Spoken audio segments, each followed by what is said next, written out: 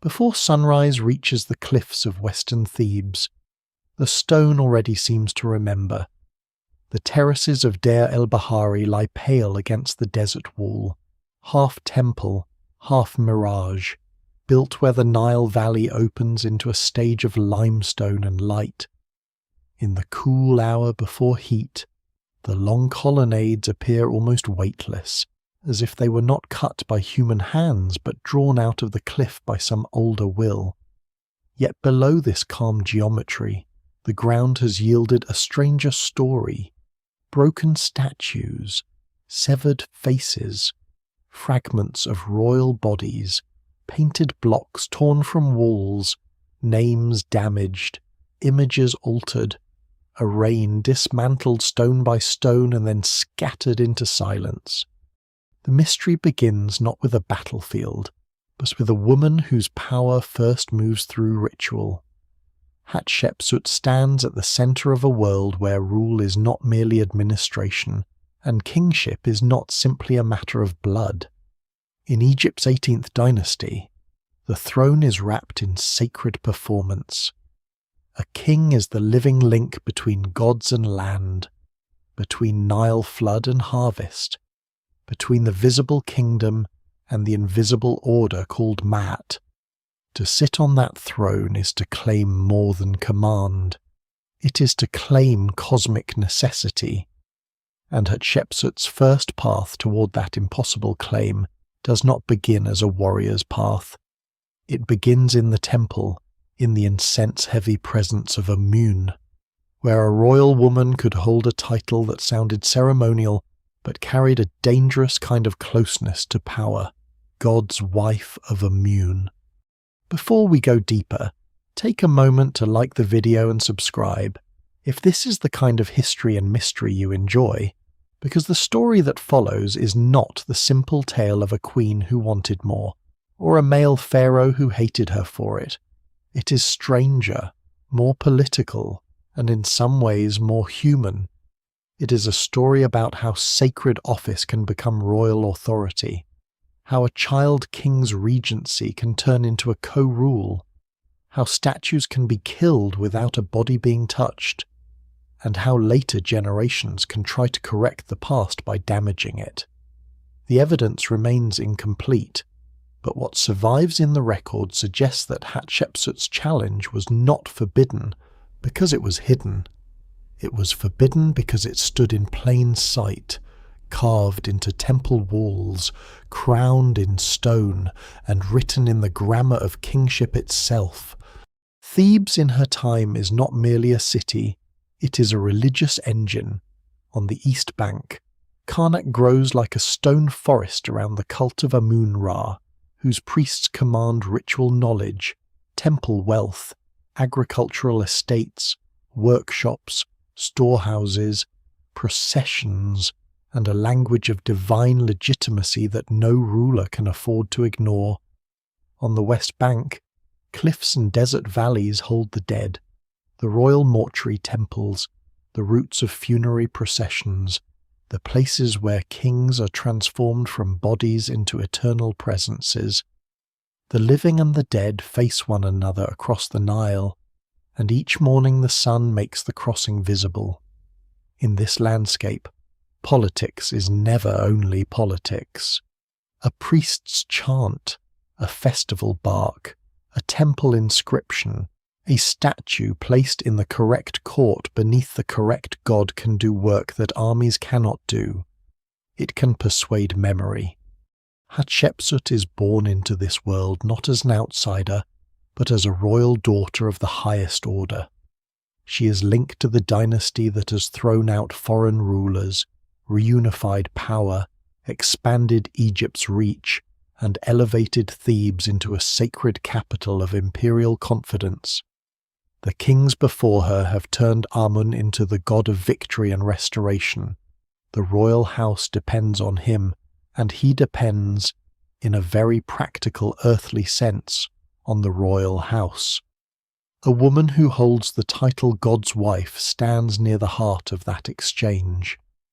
The title has older roots, and scholars still debate its exact power in every period, but by the early 18th dynasty it is not a decorative label to be passed lightly across court ceremony.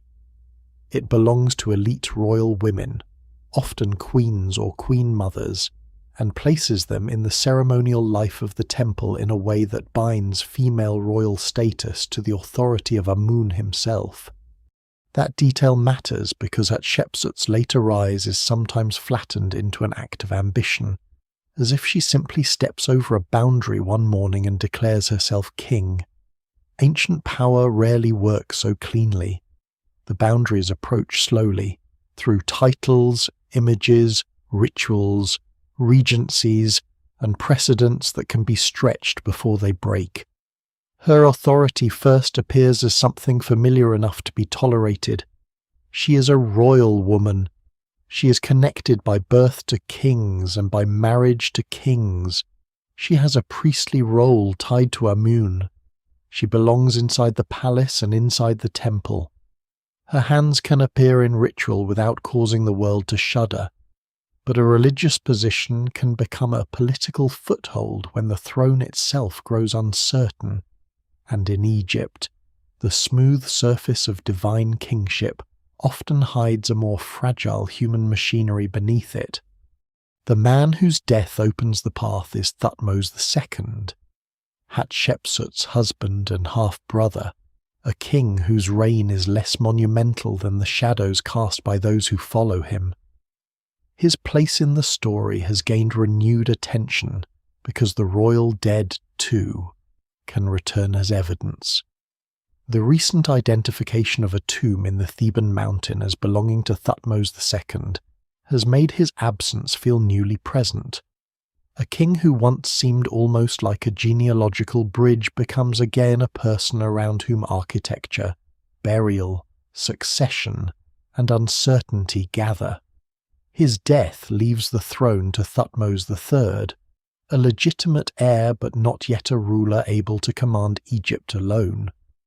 That situation is not impossible for the kingdom. Egypt knows regency. It knows that a royal woman can guard continuity when a young king is not ready to rule independently. But what begins as continuity can become something else when the regent is Hatshepsut. At first, her position can be explained without scandal. She is protecting the throne. She is preserving Mayat. She is acting in the name of the young king. Egypt's official world has a language for this. The court can breathe. The temples can function. Offerings continue. Inscriptions continue. The Nile rises and falls. The gods receive what they are owed. But within that calm, a shift begins. Hatshepsut's presence grows heavier. Her images become more royal. Her titulary expands. Her relationship with Amun becomes not simply priestly but foundational. In the logic she promotes, the god does not merely approve her authority after the fact. He has chosen her. He has intended her. Her kingship is made to look less like an interruption and more like a revelation. This is where the story becomes so compelling, because Hatshepsut does not appear to overthrow the system. She uses the system's deepest language against its own limits. She does not stand outside Egyptian tradition shouting at it. She enters through its sanctuaries, its bloodlines, its rituals, its architecture, and its memory of divine birth. The challenge is not a rebellion with torches in the streets.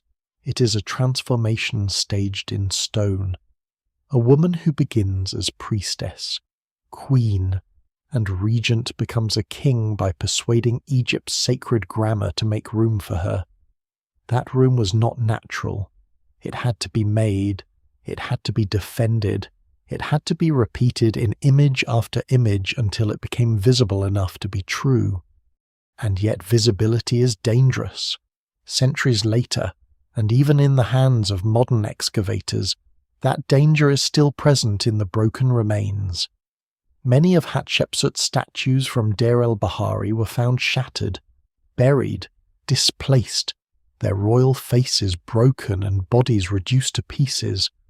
For a long time, The most tempting explanation was personal vengeance, Thutmose III, the warrior king whose authority had been delayed, finally striking back at the woman who had overshadowed him. It is a powerful story, too powerful perhaps, because it gives the fragments a simple emotional script. But newer study urges caution.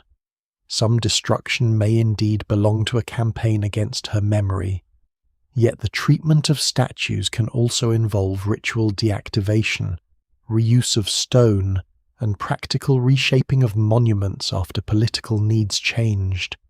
No single explanation fully accounts for this.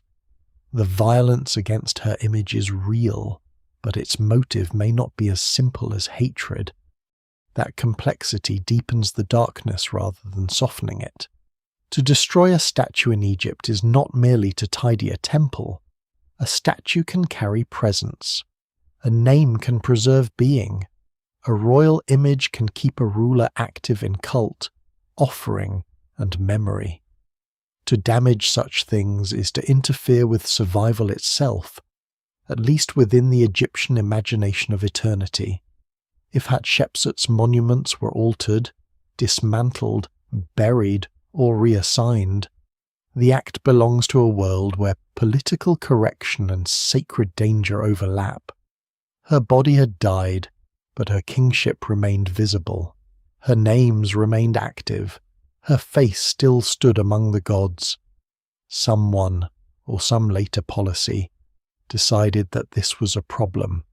For now, though, in the first light of the story, she is not yet the erased pharaoh. She is the woman moving through temple space at the edge of dawn, surrounded by incense, linen, gold, and the low institutional thunder of Amun's house. She is royal daughter, king's wife, God's wife, regent, and something not yet fully named. Around her, officials watch the balance of power change by degrees. Priests understand the weight of divine endorsement. Scribes prepare the phrases that can make an innovation look ancient. Artists study how to show a female body inside the masculine codes of kingship. A young male heir waits within the structure that is supposed to belong to him. The court does not yet know whether it is witnessing a temporary arrangement, a sacred necessity, or the beginning of one of the boldest political transformations in Egyptian history. The cliffs of Deir el-Bahari keep their silence.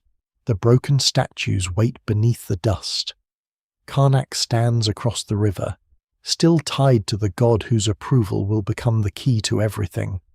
And somewhere within that immense machinery of ritual and inheritance, Hatshepsut begins to move closer to the throne, not as a shadow beside power, but as a figure learning how to become power itself. The throne Hatshepsut approaches is made to look eternal, but it rests on a surprisingly human problem: kings die. Heirs may be young, bloodlines can be complicated, and the language of divine certainty must often cover the ordinary instability of succession. Ancient Egypt presents kingship as if it descends from the gods in an unbroken beam of light. A pharaoh is not elected, not openly negotiated into office, not merely selected by powerful men in a room, at least not in the official imagination.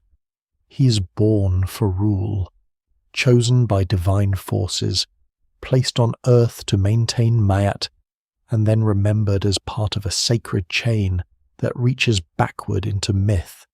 That is the picture carved into temple walls. Behind it stands something more delicate. Every dynasty depends on bodies, marriages, births, deaths, alliances, court factions, priestly support, military confidence, and the ability to make a transition appear natural even when it is not. After Thutmose II dies, Egypt does not collapse. That is important.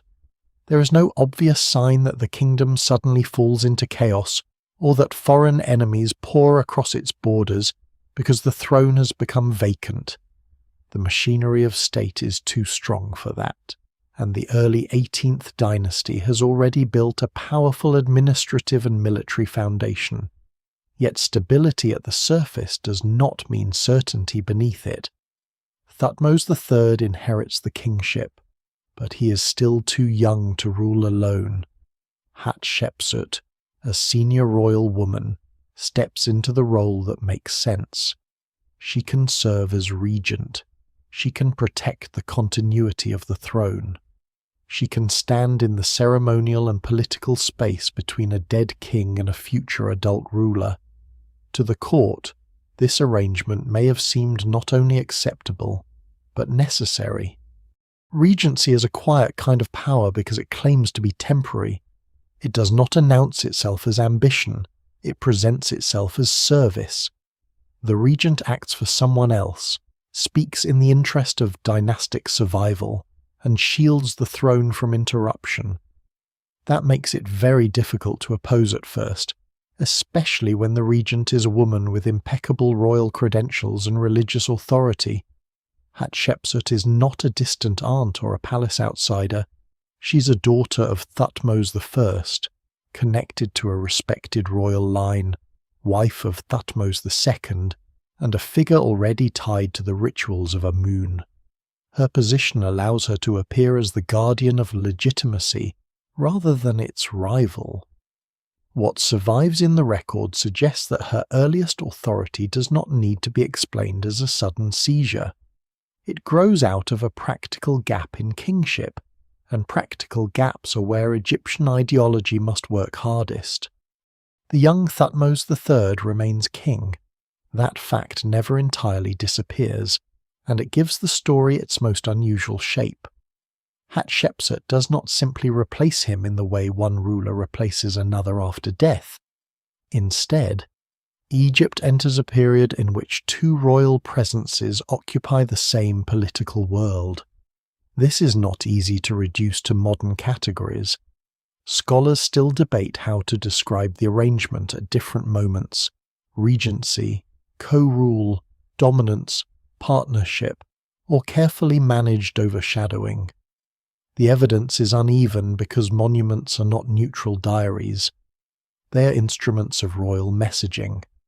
They show what a ruler wants the world to see.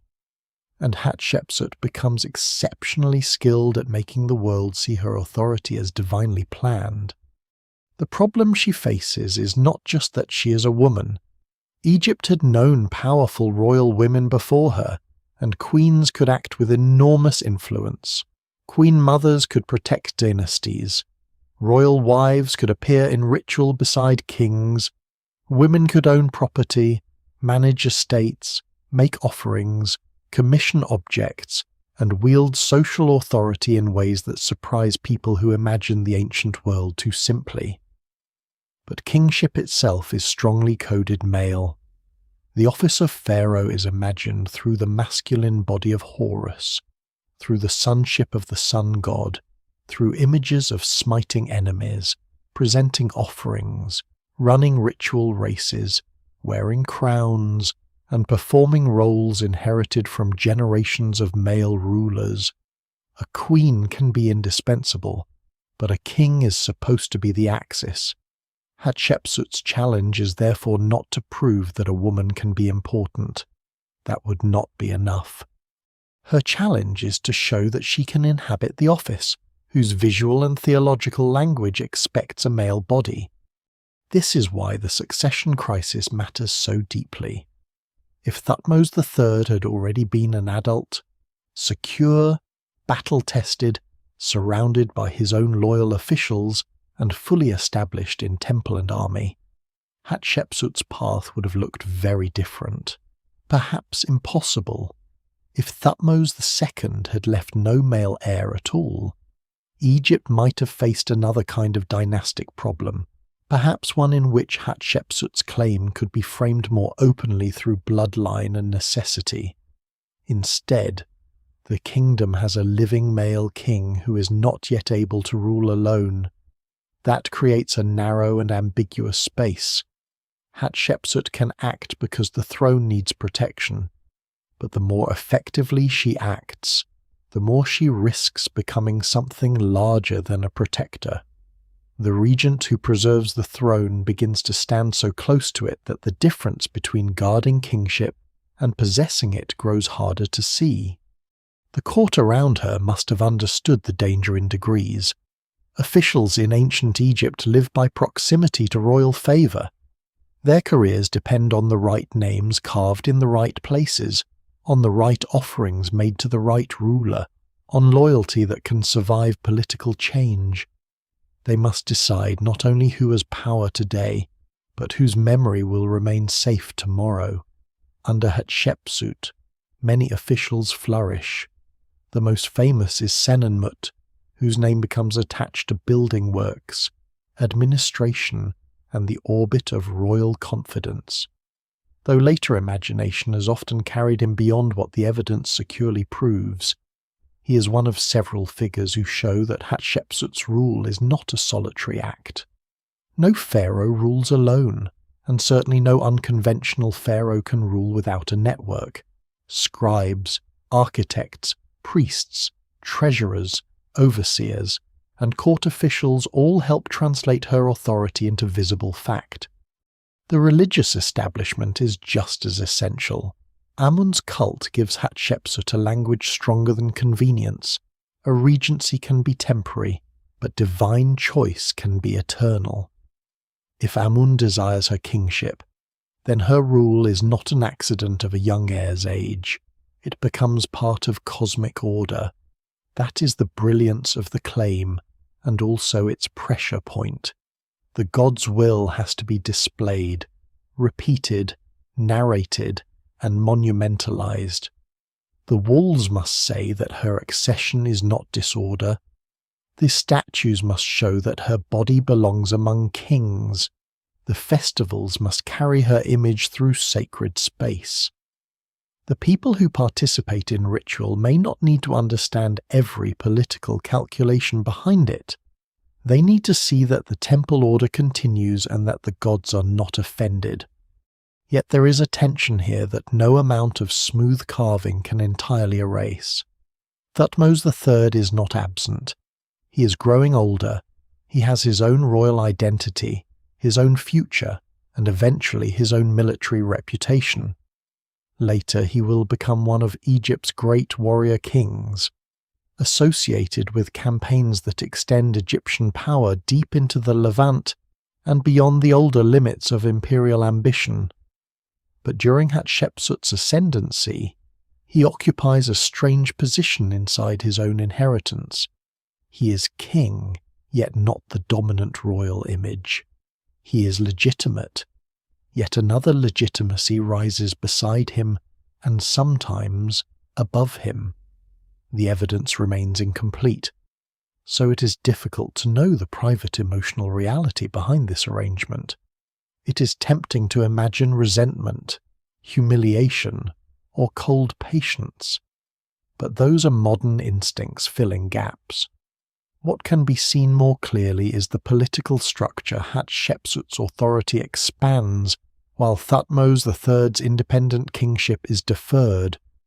This deferred kingship does not necessarily mean imprisonment, weakness, or humiliation in the melodramatic sense. Egypt's royal house is too complex for such simple pictures. Thutmose III appears in records, receives titles, and remains part of the official order. Hatshepsut's kingship depends in part on not making his legitimacy vanish, because her own rise is intertwined with the continuity she claims to protect. If she destroys his position, she damages the very dynastic structure that gives her authority meaning. So the arrangement becomes a delicate balancing act. She must be more than regent without making the male king useless.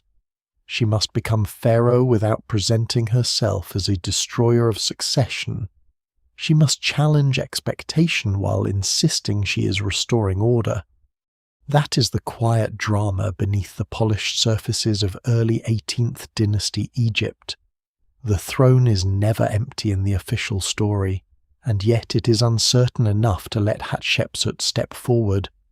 divine kingship appears immovable, and yet it bends. A child king's minority, a royal woman's bloodline, a priestly title, a powerful god's temple, and a court's need for continuity combine to create a moment that perhaps no one fully planned at the beginning. No single explanation fully accounts for what follows. Ambition matters. Dynastic necessity matters. Religious ideology matters. Institutional support matters. So does timing. That strange force in history that can turn a permitted role into an unprecedented one. By the time Hatshepsut's authority begins to harden into kingship, the old language of temporary guardianship is no longer enough. The throne has not rejected her. It has given her an opening, and through that opening she brings with her not only royal blood, but Amun's shadow, temple wealth, political intelligence, and a vision of herself that Egypt will soon be asked to accept as something far more startling than a regent. It will be asked to accept her as king. To understand how Hatshepsut moves toward the throne, it is necessary to linger inside the temple before stepping fully into the palace. Egypt's kingship is often imagined through crowns, armies, monuments, and the hard profile of a pharaoh carved against stone. But the throne also depends on quieter forms of power titles spoken in ritual, sacred objects held at the right moment, hymns performed before a god, and names placed where divine attention is believed to fall. Hatshepsut's early authority grows in that charged space. She is not merely a royal woman waiting behind a curtain of male rule. She belongs to the religious machinery of Amun, and that position gives her a kind of legitimacy that is difficult to see if one looks only for swords and decrees. The title most important to this path is God's Wife of Amun. At first hearing, it may sound symbolic, almost ornamental, as though it belongs to the softer language of court religion rather than to the harder world of politics. But in Egypt, symbolic things are rarely harmless. A title can open doors. A ritual office can place a person near wealth, land, labour, offerings, priestly networks, and the sacred narratives that make rule feel inevitable. The evidence remains incomplete for exactly how much institutional power the title carried in Hatshepsut's earliest years, and scholars still debate how its role developed across the late 17th and early 18th dynasties. Yet it is clear that the title is not random decoration. It belongs to women of extraordinary rank, women connected to kingship by blood, marriage, or motherhood, and it ties them to the god whose cult is becoming one of the strongest forces in the Egyptian state. Amun is not yet the distant abstraction he can seem on a museum label. In Hatshepsut's Thebes, he is a living political presence, though that life is carried by human hands. His temple owns fields, his priests conduct rites, his festivals draw the god's image out from hidden chambers and into public movement. His approval can crown a ruler's claim with sacred force. In earlier generations, as Theban kings fought to reunify Egypt and push out foreign domination, Amun's status rose with royal success. Victory and theology fed each other. If the king triumphed, Amun had chosen him. If Amun had chosen him, his triumph proved divine favour.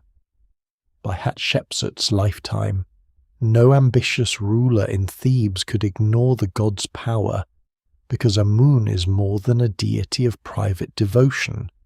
He is part of the architecture of the state. The god's wife stands near this architecture in a particularly intimate way. The role is tied to ritual performance, and ritual performance in Egypt is not theatre in the modern sense. It is maintenance of reality, the daily offering, the purification, the clothing of divine images, the presentation of food, incense, music. and words all belong to a system that keeps divine and earthly order aligned. Most of this remains hidden from ordinary eyes, carried out in restricted temple spaces by trained personnel, but its effects are meant to radiate outward. The harvest depends on order, the king depends on order, the dead depend on order. The entire Egyptian imagination of survival depends on repeated acts that make the world stable again and again. Hatshepsut's connection to this ritual world survives not only in grand inscriptions but in small objects. And those small objects are among the most revealing traces because they make her early religious identity feel touchable. A scarab inscribed for Hatshepsut may preserve a reference that can be understood as God's wife, though the reading is not without ambiguity. A coal jar connected to her more clearly preserves the title God's wife, likely from the period when she is still wife of Thutmose II or near the beginning of her association with Thutmose III's rule. These are not monumental declarations. They are intimate things, objects of elite life, surfaces small enough to fit in the hand. Yet on them, a title appears that places Hatshepsut inside Amun's sacred orbit before the full drama of her kingship unfolds. A future pharaoh is glimpsed not first on a battlefield or beneath a crown, but in the wording on a cosmetic vessel. That detail has a quiet force. Kol belongs to the body, to the eyes, to appearance, protection, and status. Scarabs belong to seals, amuletic meanings, and the language of renewal. These objects remind us that power does not always arrive in the record as a thunderclap. Sometimes it survives as a small inscription on a thing made for use, beauty, protection, or identity. What later becomes a vast claim to kingship first appears in portable, personal, ceremonial forms. Hatshepsut's authority is not invented from nothing when she becomes king. It is layered over earlier identities that already link her to sacred legitimacy. The title also places her in a line of royal women whose importance should not be underestimated. The early 18th dynasty is shaped by women who stand close to dynastic survival. Queens and queen mothers help bridge moments of conflict, restoration, and succession. Their names appear in ways that show more than domestic prestige. They can embody continuity when kings die and heirs are uncertain. They can anchor legitimacy through bloodline. They can participate in cult. They can become symbols of the restored royal house. In this setting, Hatshepsut's priestly authority is part of a larger pattern, but she takes that pattern further than anyone around her could safely predict. The danger lies in the fact that religious authority can be expanded without seeming rebellious at first. A royal woman performing sacred duties does not threaten kingship if she remains within the expected frame. A god's wife serving Amun confirms the bond between the god and the royal family. She enhances the sacred household. She supports the temple order. But if that same woman later claims that Amun himself has chosen her for kingship, then the earlier title becomes more than background. It becomes preparation. It allows the story of her rule to feel as if it has always been moving toward this point. The temple, in other words, gives her a language that palace politics alone could provide. This is especially important because Hatshepsut must overcome a problem of form. Kingship in Egypt has a male grammar. The king is son of Ra, beloved of Amun, strong bull, smiter of enemies, lord of the two lands. He appears in rituals that assume a masculine royal body. Hatshepsut cannot erase that grammar. Instead, she learns to speak through it. Her earlier role as God's wife helps create a bridge. She can be presented not merely as a woman crossing into male-coded authority, but as a chosen vessel of divine will, someone whose closeness to Amun explains why the usual pattern has bent. This does not make her rise easy. It makes it arguable, and in a court culture of inscriptions, rituals, and monuments, being arguable in sacred language is already a form of power. The priesthood itself should not be imagined as a single unified party quietly pushing her toward the throne. Ancient institutions contain rivalries, ambitions, habits, and practical calculations. Some priests may have benefited from her patronage. Some officials may have seen her as a stabilizing force. Others may simply have accepted the reality that the court was creating.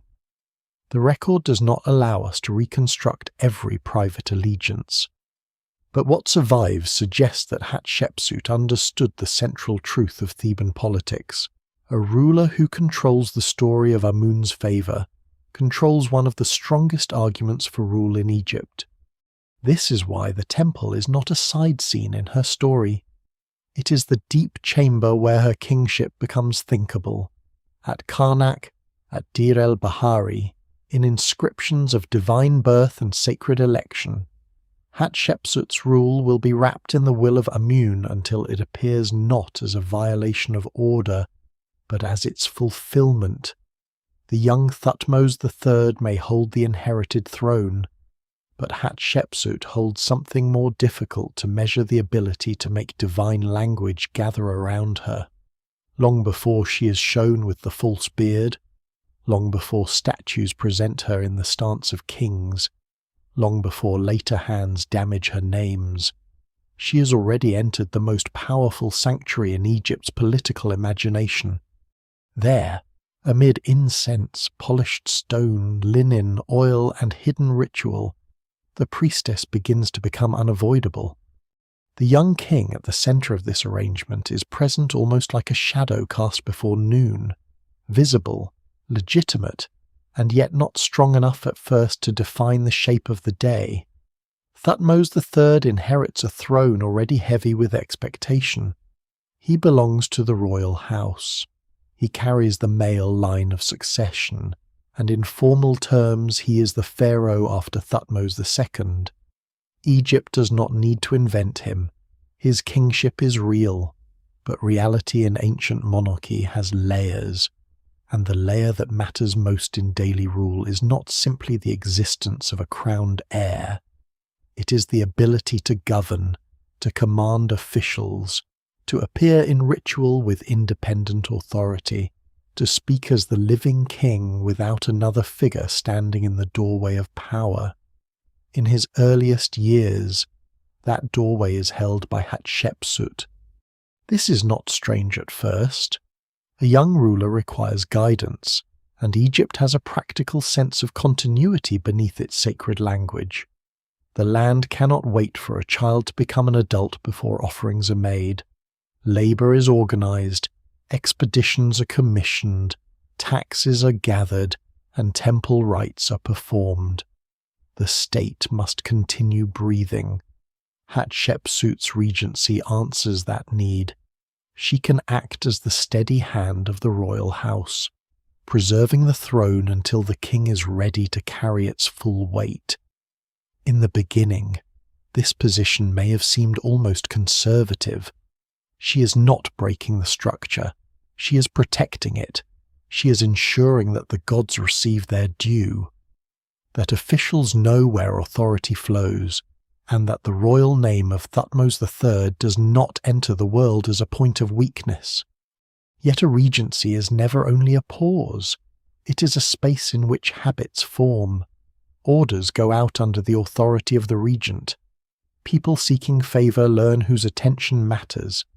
Priests learn whose patronage fills sanctuaries. Scribes learn which names must be written most carefully. Architects learn which projects will rise, and under whose image. The young king remains essential, but Hatshepsut becomes active. She appears, decides, commissions, and performs. The more successfully she does this, the more the kingdom experiences her not as a temporary substitute, but as the visible force of government. Power, when practiced long enough, begins to leave tracks. The evidence for these early years is not a private diary, so the emotional texture remains beyond reach. No record lets us enter the mind of Thutmose III as he watches Hatshepsut's public role expand. No inscription tells us whether Hatshepsut sees herself from the start as future king, or whether circumstance, support, and opportunity gradually open that idea. Scholars still debate the pace of the transformation. Some see a careful progression in stages, from royal wife and regent to full pharaoh. Others emphasize how quickly the logic of her rule seems to crystallize once the necessary religious and political language is in place. What survives in the record suggests not a single dramatic moment, but a gradual thickening of authority until the old title of regent can no longer contain what she has become. There is a deep irony in this. Hatshepsut's rise depends on Thutmose III's youth, but it also depends on protecting his legitimacy. She cannot simply push him into nothingness without risking the entire dynastic argument that supports her position. Her public authority is rooted in continuity, not open rupture. The young king is the living proof that the royal line continues. Hatshepsut's role begins because that line needs guardianship. To erase him would be to turn guardianship into usurpation too nakedly. And Hatshepsut's genius lies in avoiding naked claims when sacred clothing is available. She does not present herself as an enemy of Thutmose III. She presents herself as the ruler Amun has placed beside him, above him in practice at times, but not outside the order that made him king. This makes the political arrangement unusually subtle. Thutmose III is not hidden away from the official world. His name appears. His reign is counted. His presence remains part of royal representation. But Hatshepsut's image grows more commanding. She takes on royal titulary, appears in kingly postures, and eventually occupies the full symbolic body of Pharaoh. The young king becomes a kind of necessary witness to her transformation. He is both the reason she can claim to protect the throne, and the person whose independent exercise of that throne is delayed by her success. No single explanation fully accounts for how the court navigated this without visible breakdown. It may be that the arrangement worked because it served many interests at once: dynastic stability, priestly advantage, administrative continuity, and the ambitions of an exceptionally positioned royal woman. The world around them also helps explain why the regency could stretch. Egypt in the early 18th dynasty is still consolidating the gains of a restored and increasingly expansive state. The memory of conflict and reunification remains close enough to give stability a sacred urgency. Foreign campaigns, southern control, northern influence, trade, tribute, and temple wealth all require organization. A weak or contested succession could endanger more than palace pride. It could disrupt the image of Egypt as a land restored under Theban power. Hatshepsut's rule, whatever its unusual form, offers calm. Her monuments celebrate order, divine favor, prosperity, and renewal. She does not cultivate an image of emergency. She cultivates inevitability. For the officials around her, this matters. A court does not follow a ruler only because of ideology. It follows because there are appointments, careers, estates, honors, tombs, building projects, and futures to secure. Hatshepsut's government appears capable. She rewards service. She sponsors monumental work. She maintains temple relationships. She gives the elite a world in which cooperation is safer than resistance. The young Thutmose III may be the future, but Hatshepsut is the functioning present. In politics, the present has a force that theory often underestimates. Still, the tension cannot disappear entirely. Each year that Hatshepsut remains dominant changes the expectations around Thutmose III. A boy king grows toward adulthood. A regent who once acted naturally in his name becomes harder to define if she continues to stand above the system. The court must adjust its language, and Egyptian monumental culture is very good at adjustment. It can layer one claim over another. It can place two rulers in ritual proximity. It can make hierarchy seem harmonious. It can carve ambiguity into stone so elegantly that later readers must work to notice it. Hatshepsut's reign unfolds inside that skillful ambiguity. The child king's shadow, then, is not a simple shadow of weakness. It is the outline of a future power being held in suspension. Later, Thutmose III will emerge as one of Egypt's most formidable military rulers, a pharaoh whose campaigns help define the imperial reach of the new kingdom. That later reputation can distort the earlier scene. Knowing what he becomes, it is easy to imagine the young king as a coiled force waiting for release. But in the years of Hatshepsut's ascendancy, he is something more delicate, a legitimate king whose presence allows an unprecedented political experiment to look like continuity. Without him, her rise might have seemed too abrupt.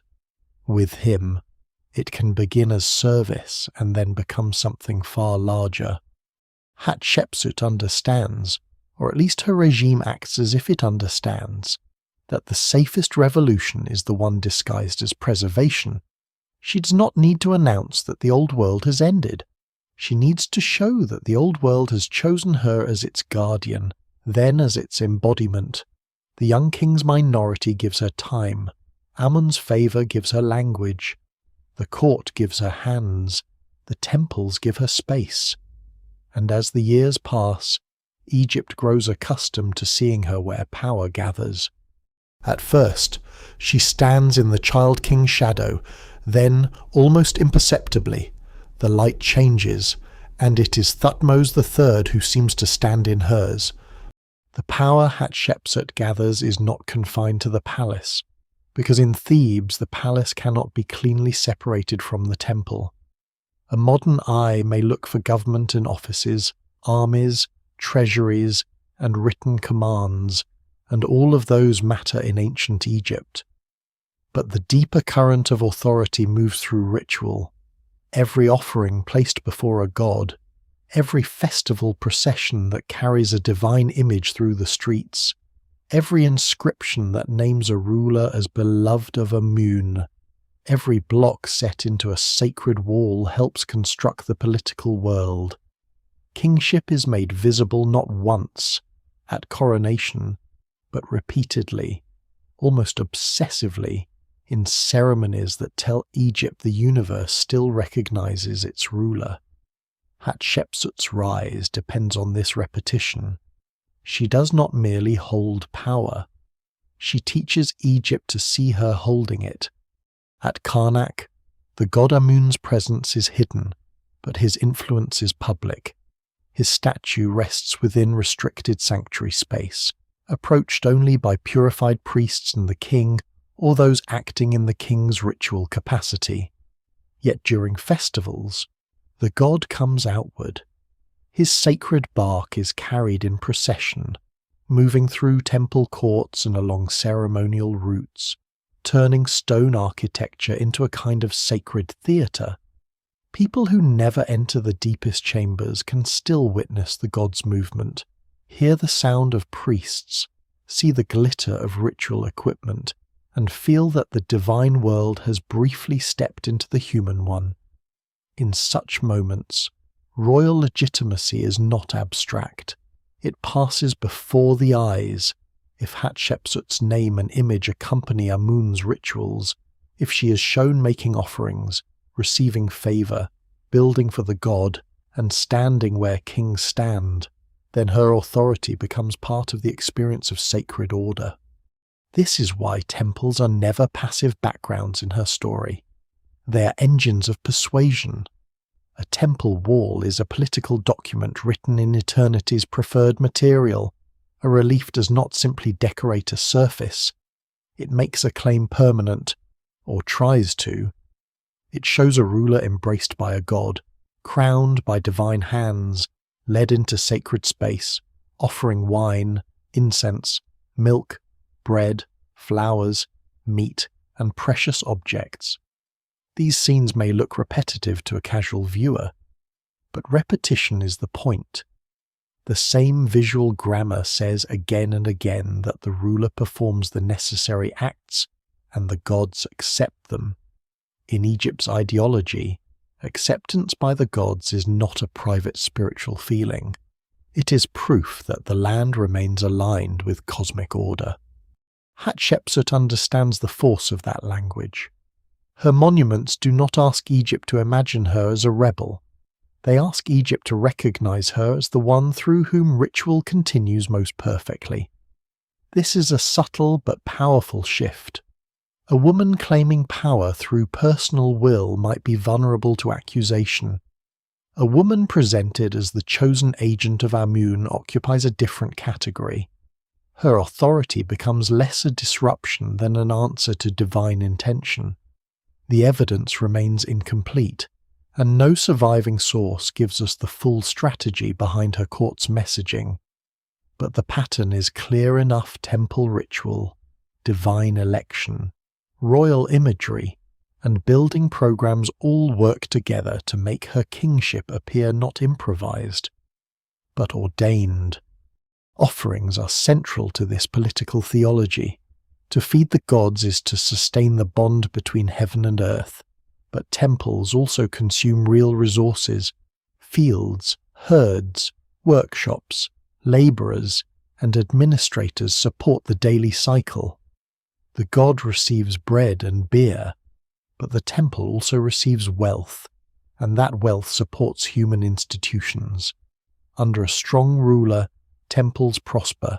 Under a ruler favoured by temples, royal claims gain force. The relationship is circular, but not empty.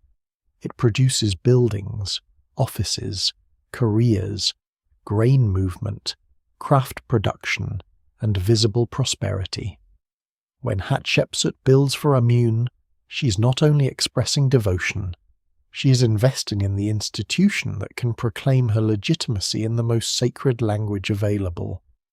The festivals of Amun deepen this bond.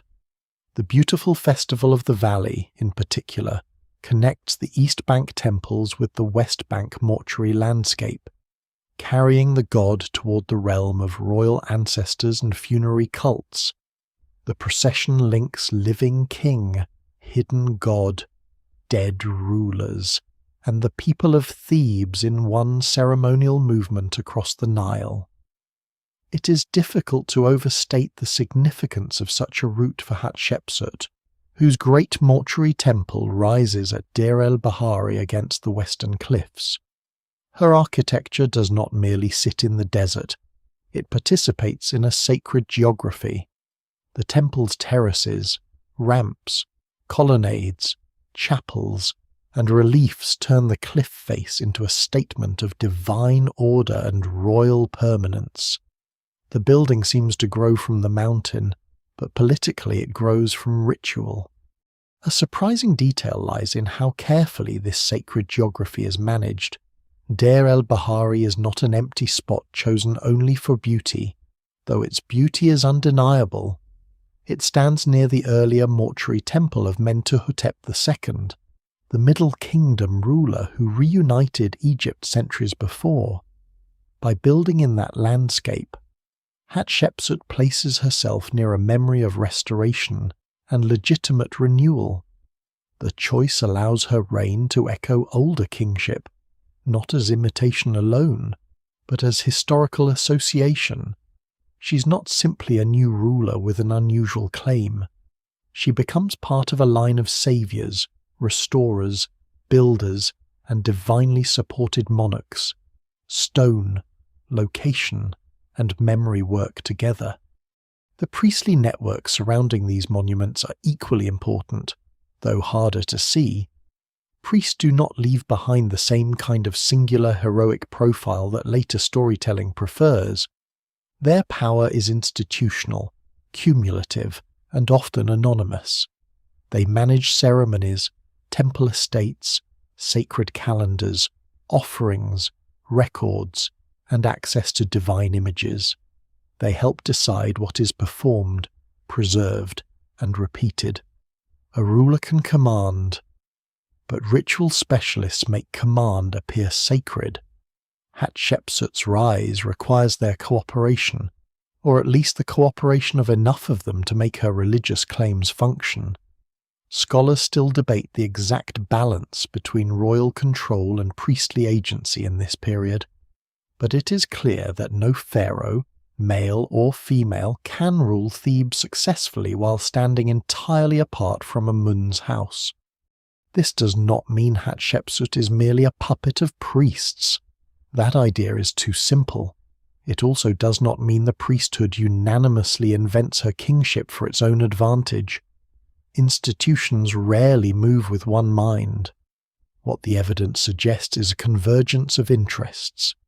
Hatshepsut needs Amun's legitimacy. Amun's temple benefits from royal patronage. Officials attached to her court gain advancement. Builders and artists receive commissions. The state benefits from continuity. Each part strengthens the others until the arrangement becomes difficult to challenge without challenging the sacred order it claims to uphold. The rituals also help solve a problem of visibility. Hatshepsut must be seen as king, but not as a crude violation of kingship. In offering scenes, she can occupy the expected position before a god. In processional imagery, she can appear within the same ritual system that earlier male rulers used. In temple inscriptions, her titles can be repeated until they feel embedded in the stone logic of Egypt. Her body may challenge convention, but ritual absorbs the challenge by clothing it in familiar forms. The crown, the offering posture, the divine embrace, the monumental scale, the carefully chosen epithets all say that whatever seems unusual has been accepted in heaven. Still, there is an uneasiness beneath the beauty. The very effort required to monumentalize her legitimacy suggests that legitimacy could not be assumed. If everyone had accepted her kingship without tension, so much sacred explanation might not have been necessary. The divine birth scenes, the intense association with Amun, the repeated insistence on proper rule, all point toward a political reality that needed shaping. Hatshepsut's monuments do not merely celebrate power after it is secure, they help secure it. They are arguments made in limestone and sandstone, arguments meant to outlast the officials who first understood the danger. And for a time, they work. The offerings continue, the festivals move, the temples expand, the god receives his wealth, and the ruler receives his favour, though in this case the ruler is a woman who has entered the masculine language of kingship through the sanctuary door. Thutmose III remains within the royal frame, but the centre of gravity has shifted. Hatshepsut is no longer simply guarding the throne until the young king rises. Through ritual, she has made herself the visible partner of the god who validates kings. Through architecture, she has made her reign part of Thebes itself. Through repeated sacred performance, she has turned an improbable political fact into a daily reality. In Egypt, power is strongest when it looks like order. Hatshepsut's genius is to make her challenge look not like disorder at all, but like the world being maintained exactly as the gods desire. The moment Hatshepsut becomes king is not a single doorway opening, but a series of thresholds crossed so carefully that the footprints almost disappear. Egypt does not wake one morning to find its world overturned by a queen wearing a crown she has stolen in the night. The transformation is slower and more deliberate. Titles accumulate, images change, ritual claims deepen. The regent who once protects the young Thutmose III begins to appear not only beside kingship, but inside it. Her authority stops being described as borrowed and begins to look inherent. The sacred language that once made her a guardian of the throne now makes her the throne's living embodiment. This transformation is bold because it must solve two problems at once. The first is political. How can Hatshepsut expand her authority without making the royal succession appear broken? The second is theological. How can a woman occupy a role shaped by generations of male imagery and still appear as the correct earthly agent of the gods? Her answer is not to deny the old system, but to enter it so fully that opposition becomes difficult to phrase. She does not claim a new kind of office. She claims the old office with the old crowns, the old names, the old gestures, the old divine approval, and the old promise of Ma'at. In doing so, she creates one of the most striking acts of political translation in the ancient world. The language of her kingship matters intensely. Egyptian rulers do not merely have one name. They possess a set of royal names, a titulary that binds them to Horus, to the two ladies, to divine power, to Upper and Lower Egypt, and to the gods who authorize their rule. To take on the full royal titulary is to step into a cosmic identity. Hatshepsut's throne name, Matkare, links her to Ma'at and to Ra, presenting her not as an exception tolerated by disorder, but as the very expression of order. The name itself performs political work. It says that her rule is true, balanced, sunlit, and divinely aligned. Whether every courtier believed this in private cannot be known. What survives in the record suggests that the public message was crafted with exceptional care. Amun is placed at the heart of the argument. Hatshepsut's inscriptions and reliefs insist that her kingship is not merely approved by the god, but initiated by him. This is crucial. If she is only a capable regent who grows ambitious, her position remains vulnerable. If Amun has chosen her, announced her, fathered or favoured her within the language of divine kingship, then her rule becomes something more dangerous to challenge. To resist her is no longer simply to prefer Thutmose III's independent authority. It may be framed as resistance to the will of Amun, the god whose temple dominates Thebes and whose cult has become inseparable from the restored power of Egypt. The divine birth scenes at Deir el-Bahari belong to this strategy.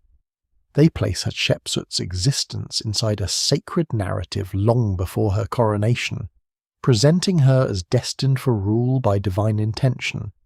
The evidence remains incomplete for how such scenes were received by different audiences, and scholars still debate how far ordinary people understood or engaged with these monumental claims. But within elite and ritual culture, the message is clear. Hatshepsut's kingship did not begin as an accident after Thutmose II's death. It began in the plans of the gods. The story reaches backward to make the present look inevitable. This is one of the most powerful tools of monarchy, the ability to rewrite beginnings. A ruler does not only control what is happening now, a ruler tries to control what the past was always leading toward. Hatshepsut's regime makes her accession seem less like a departure from tradition, and more like the unveiling of a truth that had always been hidden inside tradition. Her royal blood, her priestly position, her role as regent, and her relationship to Amun are gathered into a single line of destiny. The path may have been improvised in human time, but it is presented as eternal in sacred time. The coronation language surrounding her also works to absorb strangeness into familiarity. She receives crowns, she performs offerings, she's embraced by gods, she's called by kingly titles, she appears where a pharaoh should appear. The court does not create a new visual category called female ruler of Egypt. It uses the existing royal category and places Hatshepsut inside it. This may be the most radical part of the transformation. She is not represented simply as a queen with expanded duties. She becomes pharaoh, not as a metaphor, but as an official public identity. The word king in Egypt is not a costume. It is a structure of reality, and Hatshepsut's claim is that she belongs within that structure. Yet her transformation does not erase all signs of negotiation. In some representations, her femininity remains visible or linguistically present. In others, her image becomes increasingly masculinized according to royal convention. This is not inconsistency in the careless sense. It reflects a regime working through the available language of power. Egyptian artists and scribes have to show a woman as king in a system that expects kings to look a certain way.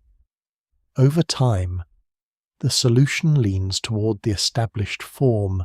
The royal body becomes more traditionally male in appearance, not necessarily because Hatshepsut is pretending in a modern theatrical sense, but because kingship itself has a visual grammar that must be obeyed if the image is to function properly. The transformation is therefore both personal and impersonal. It is personal because it belongs to Hatshepsut, to her ambition, intelligence, lineage, and ability to command support. It is impersonal because once she becomes king, the office consumes individual identity. The pharaoh is not meant to be ordinary flesh. The pharaoh is a role, a divine mechanism, a sacred body performing order. Hatshepsut steps into that mechanism and allows it to reshape how she is shown. She becomes less simply a woman named Hatshepsut and more the King Matkare, beloved of Amun, ruler of the two lands. This is not to say that everyone must have accepted the change with ease. No single explanation fully accounts for the lack of open opposition in the surviving record.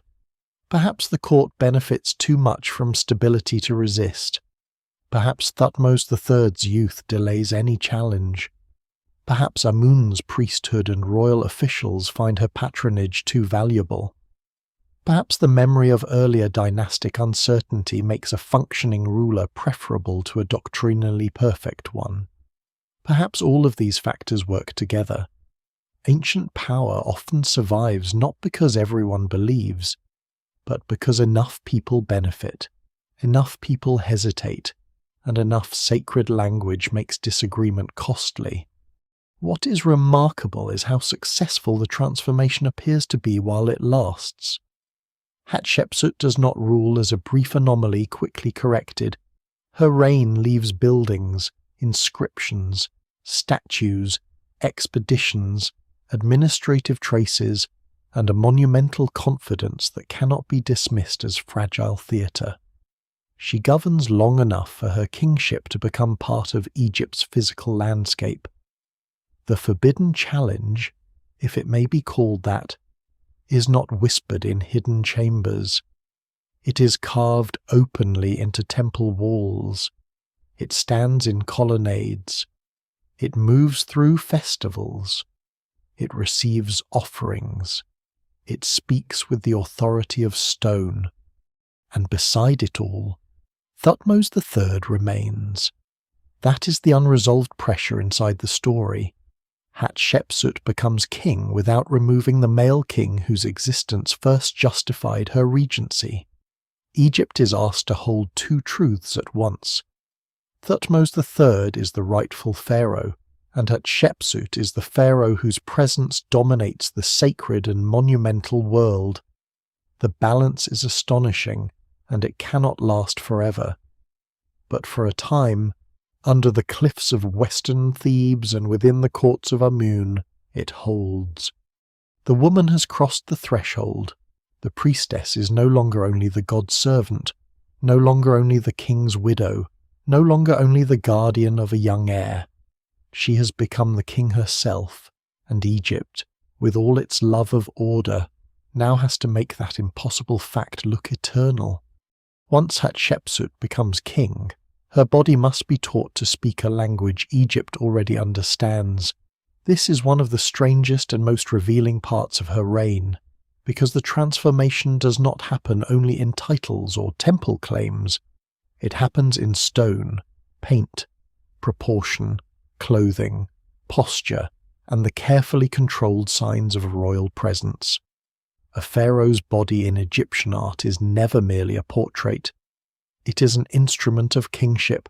It carries crowns, gestures, names, ideal youth, controlled strength, divine closeness, and the timeless calm of someone who is supposed to stand between heaven and earth. For Hatshepsut, this creates a problem unlike that faced by most kings before her. She does not need only to rule. She needs her image to make rule look natural. The surviving statues and reliefs show how carefully this problem is handled. At times, Hatshepsut appears with feminine features, a slender body, and clothing closer to queenly representation. At other times, she appears in the fully masculine visual grammar of pharaoh bare-chested, broad-shouldered, wearing the Nemes headdress, the royal kilt, the false beard, the crowns of Upper and Lower Egypt, and the serene forward gaze that belongs to kings who are not meant to age, doubt, or bend. This shift can seem startling to a modern viewer, as if the images are contradicting one another. But Egyptian royal art does not function like modern portraiture. It is less interested in recording a private body than in producing a sacred office. Hatshepsut's image changes because the role she occupies demands a body shaped by tradition. The false beard is especially powerful because it can easily be misunderstood. It was not a simple disguise, and it should not be read as evidence that Hatshepsut was pretending to be a man in the ordinary social sense. In Egyptian royal iconography, the false beard is a divine and kingly attribute. Gods wear it. Kings wear it. It signals participation in a visual order older than any individual ruler. When Hatshepsut statues show her with the beard, they are not presenting a private secret. They are announcing that she occupies the office of pharaoh in the language that office requires. The beard does not erase the political fact that she is a woman.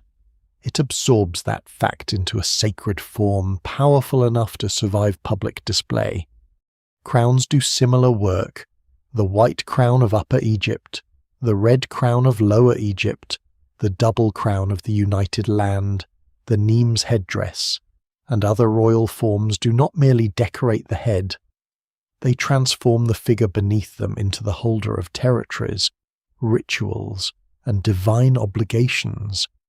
A crown tells the viewer what kind of body they are looking at. Without it, Hatshepsut may be a royal woman of extraordinary rank. With it, she becomes the ruler of the two lands, the one who makes offerings on behalf of Egypt, the one whose presence before the gods maintains the world.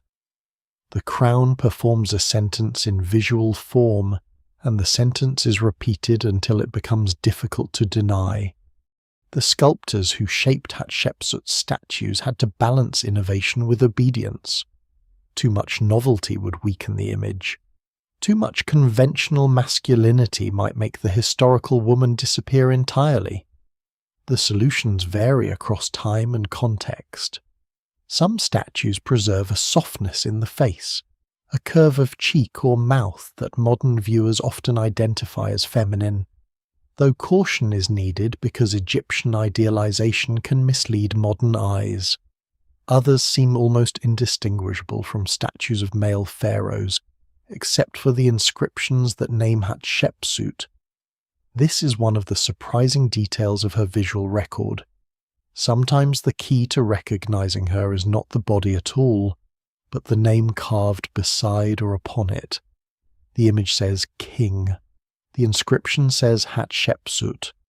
Together they create a royal identity that neither element could fully carry alone. Names are therefore as important as bodies. In Egypt, a name is not a label casually attached to a person, it is part of existence. To write a royal name inside a cartouche is to protect and elevate it, to place it within a sacred boundary. Hatshepsut's names, especially her throne name Mat-Kari, work with her images to stabilize her authority. The statue's body may use the masculine codes of kingship, while the written name preserves the identity of the woman who has entered that office. The effect is not accidental confusion, it is deliberate fusion. The ruler is Hatshepsut, and the ruler is king. The stone refuses to let those truths remain separate. This visual transformation reaches one of its most dramatic expressions at Deir el-Bahari. There, Hatshepsut's mortuary temple turns her body into architecture. Statues of the king are not isolated objects.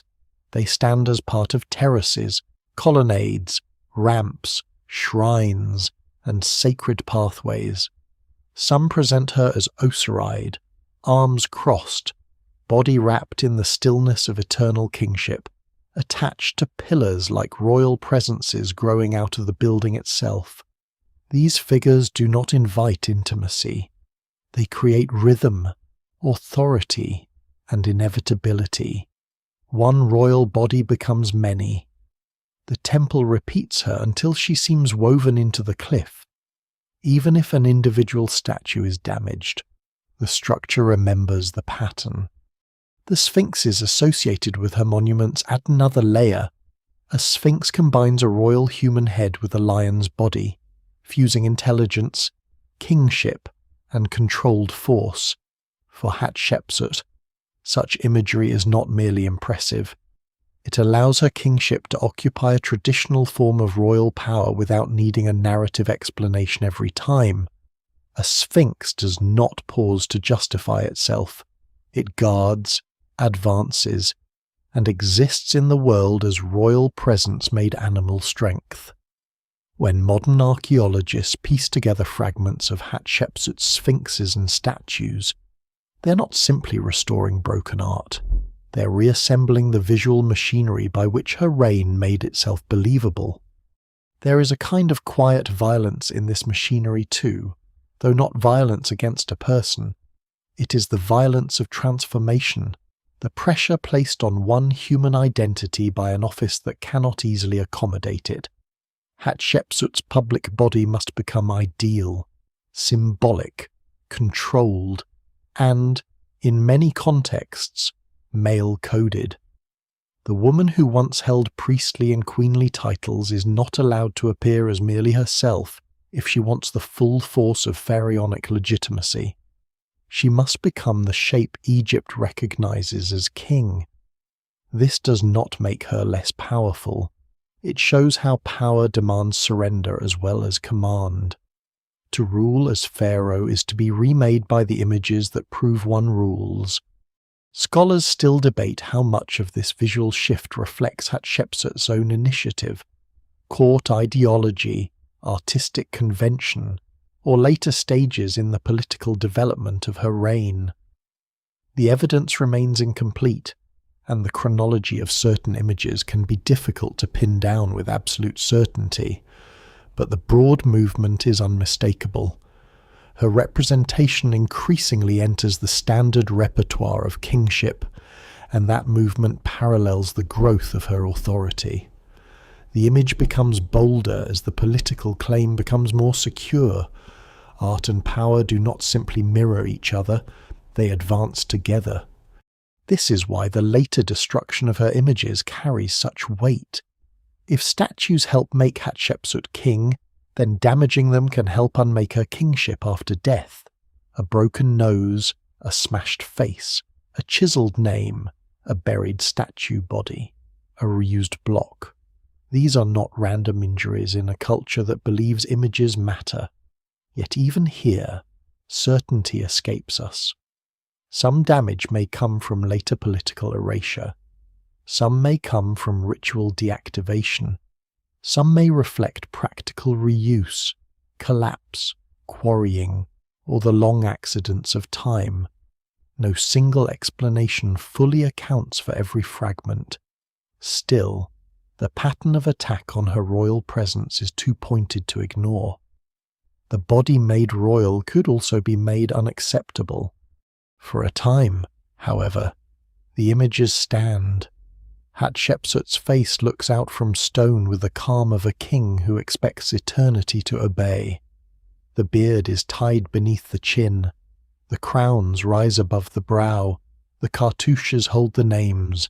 The body kneels with offerings, strides as a sphinx, rests against pillars, and repeats itself through sacred space. Egypt has been asked to accept an astonishing visual sentence: a woman is king, because the signs of kingship say she is king, because Amun has chosen her, because the temples show her performing the world's order, because stone has learned to speak her authority. And in ancient Egypt, when stone speaks long enough, memory begins to listen. No ruler in Egypt becomes visible alone. Behind every royal statue, every cartouche, every offering scene, and every smooth claim that the gods have chosen the throne's occupant, there is a crowded human world of people who measure danger with care. Hatshepsut's kingship may look serene on temple walls, but serenity is one of the things a court is trained to manufacture. The stone face of the pharaoh does not show the calculations of priests, scribes, architects, treasurers, military men, estate managers, and nobles who must decide how to live under an arrangement that is both officially sacred and quietly unprecedented. Once Hatshepsut is shown as king, the court around her has to learn a new language of obedience. It has to know when to speak, when to praise, when to carve, when to omit, and perhaps most importantly, when to remain silent. That silence should not be mistaken for emptiness. Ancient courts rarely leave behind honest records of hesitation. Officials do not carve into their tombs that they are uncertain about a ruler's legitimacy, or that they waited to see which royal name would survive the next generation. They present themselves as loyal, useful, favoured, and close to power. This means the evidence remains incomplete by its nature.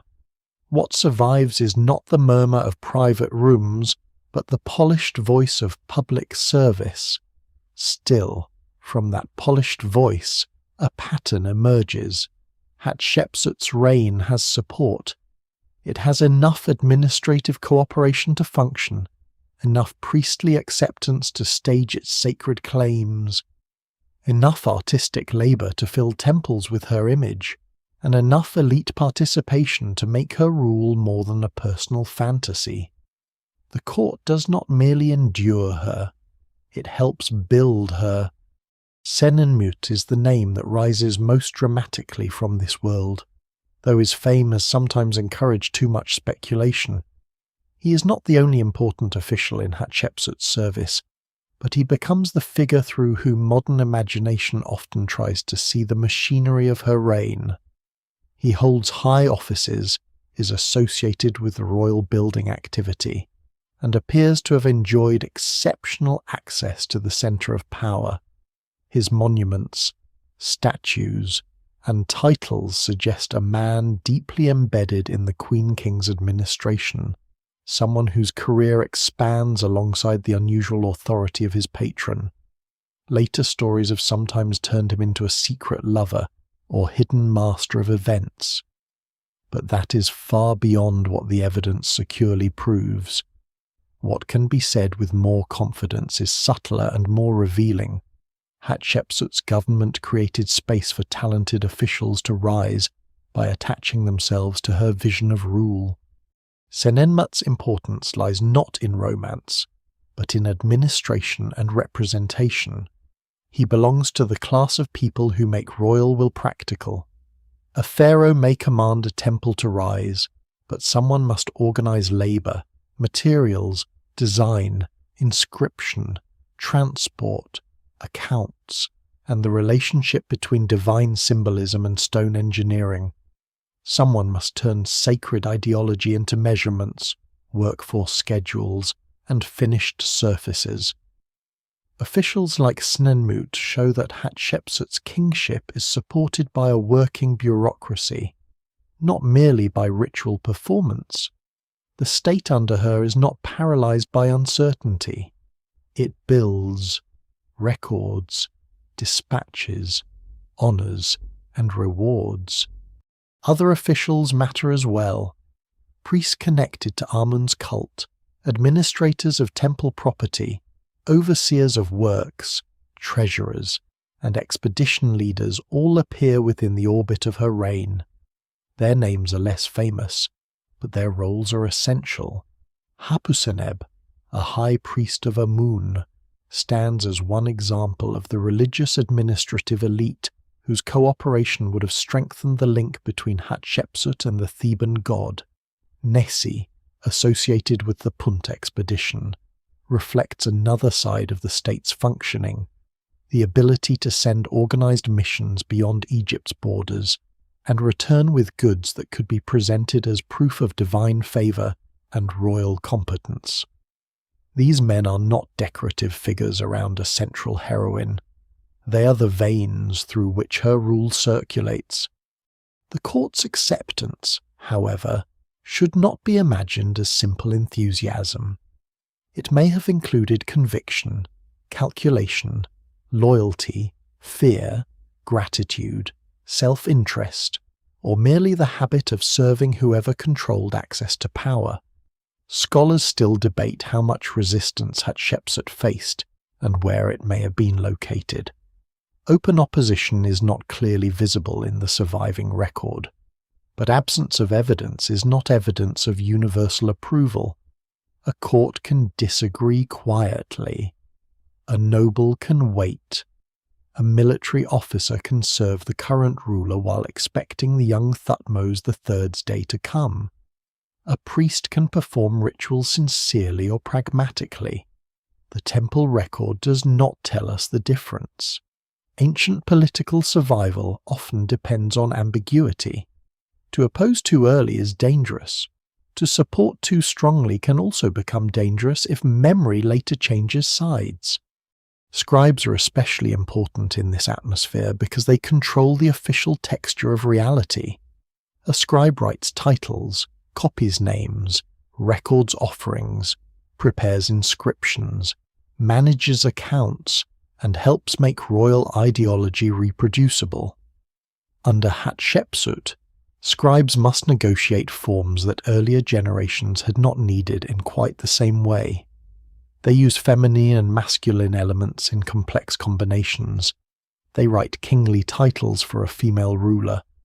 They place her cartouches where pharaohs belong. They help create a documentary world in which Hatshepsut's kingship is not an occasional exception, but a repeated fact. Every correct title written by a trained hand makes the impossible a little more ordinary. Artists and sculptors perform a related labor in visual form. They do not simply receive a command to make Hatshepsut look powerful. They must solve the technical problem of representing her within Egypt's inherited canon. Their work reveals a court learning how to see. A female figure can become pharaoh only if the visual system supports the transition.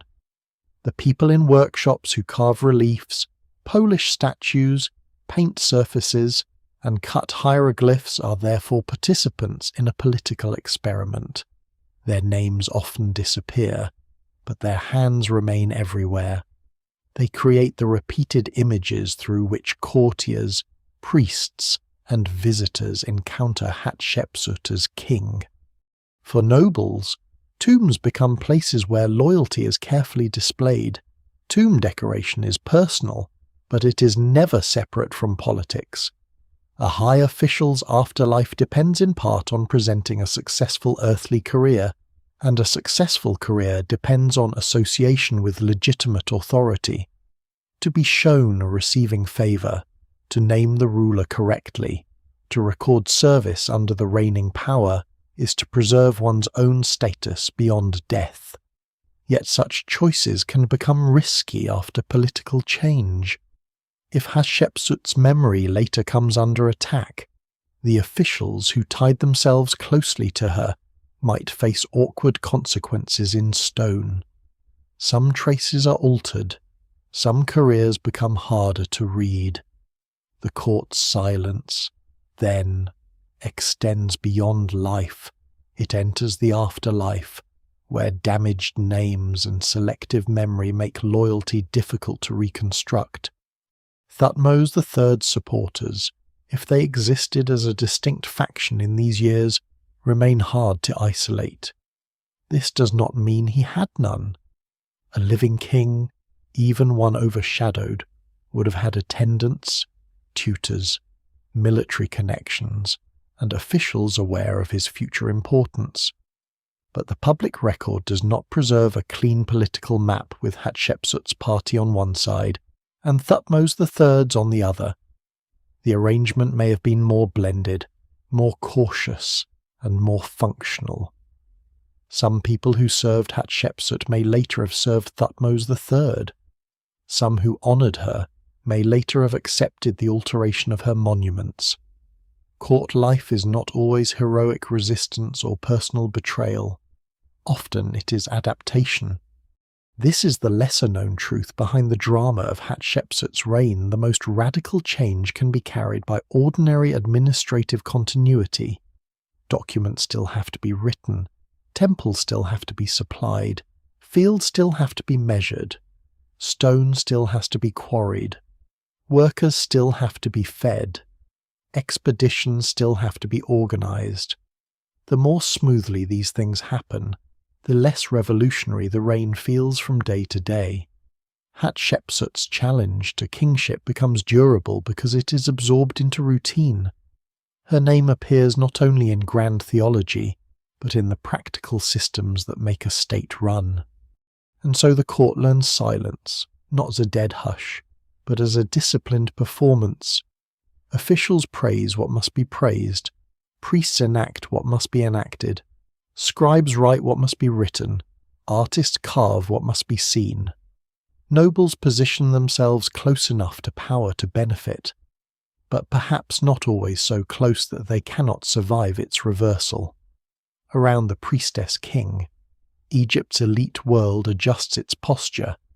It may not resolve every doubt, it may not erase every private calculation, but it gives her what every pharaoh needs most after divine favour: the cooperation of human hands.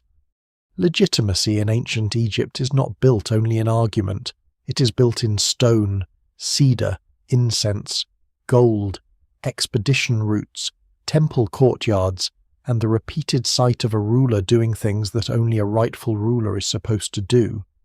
Hatshepsut's kingship depends on religious language, but language alone would not be enough. A claim must be made heavy. It must acquire columns, walls, sacred landscapes, cargo lists, carved scenes, and the admiration of officials who can point to visible results. If the first task of her reign is to make the impossible appear divinely chosen, the next task is to make the divinely chosen appear successful. A pharaoh must not merely be declared legitimate. A pharaoh must make legitimacy feel useful. This is why her building program matters so much. Hatshepsut does not hide inside the palace while Egypt politely pretends she rules. She sends her authority outward into the world through construction, at Karnak, where Amun's presence dominates the sacred life of Thebes. She adds monuments that place her directly inside the god's architectural memory. Obelisks rise like petrified sunlight, their polished surfaces meant to catch the sun and announce royal devotion in a form that can be seen from far away. Obelisks are not quiet objects, they are vertical claims. To raise them requires quarrying, transport, engineering, labour organisation, and the kind of confidence that only a stable court can display.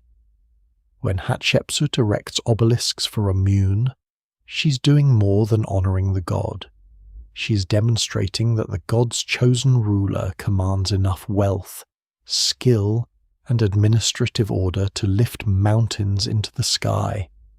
The obelisk has a special force because it joins theology and spectacle.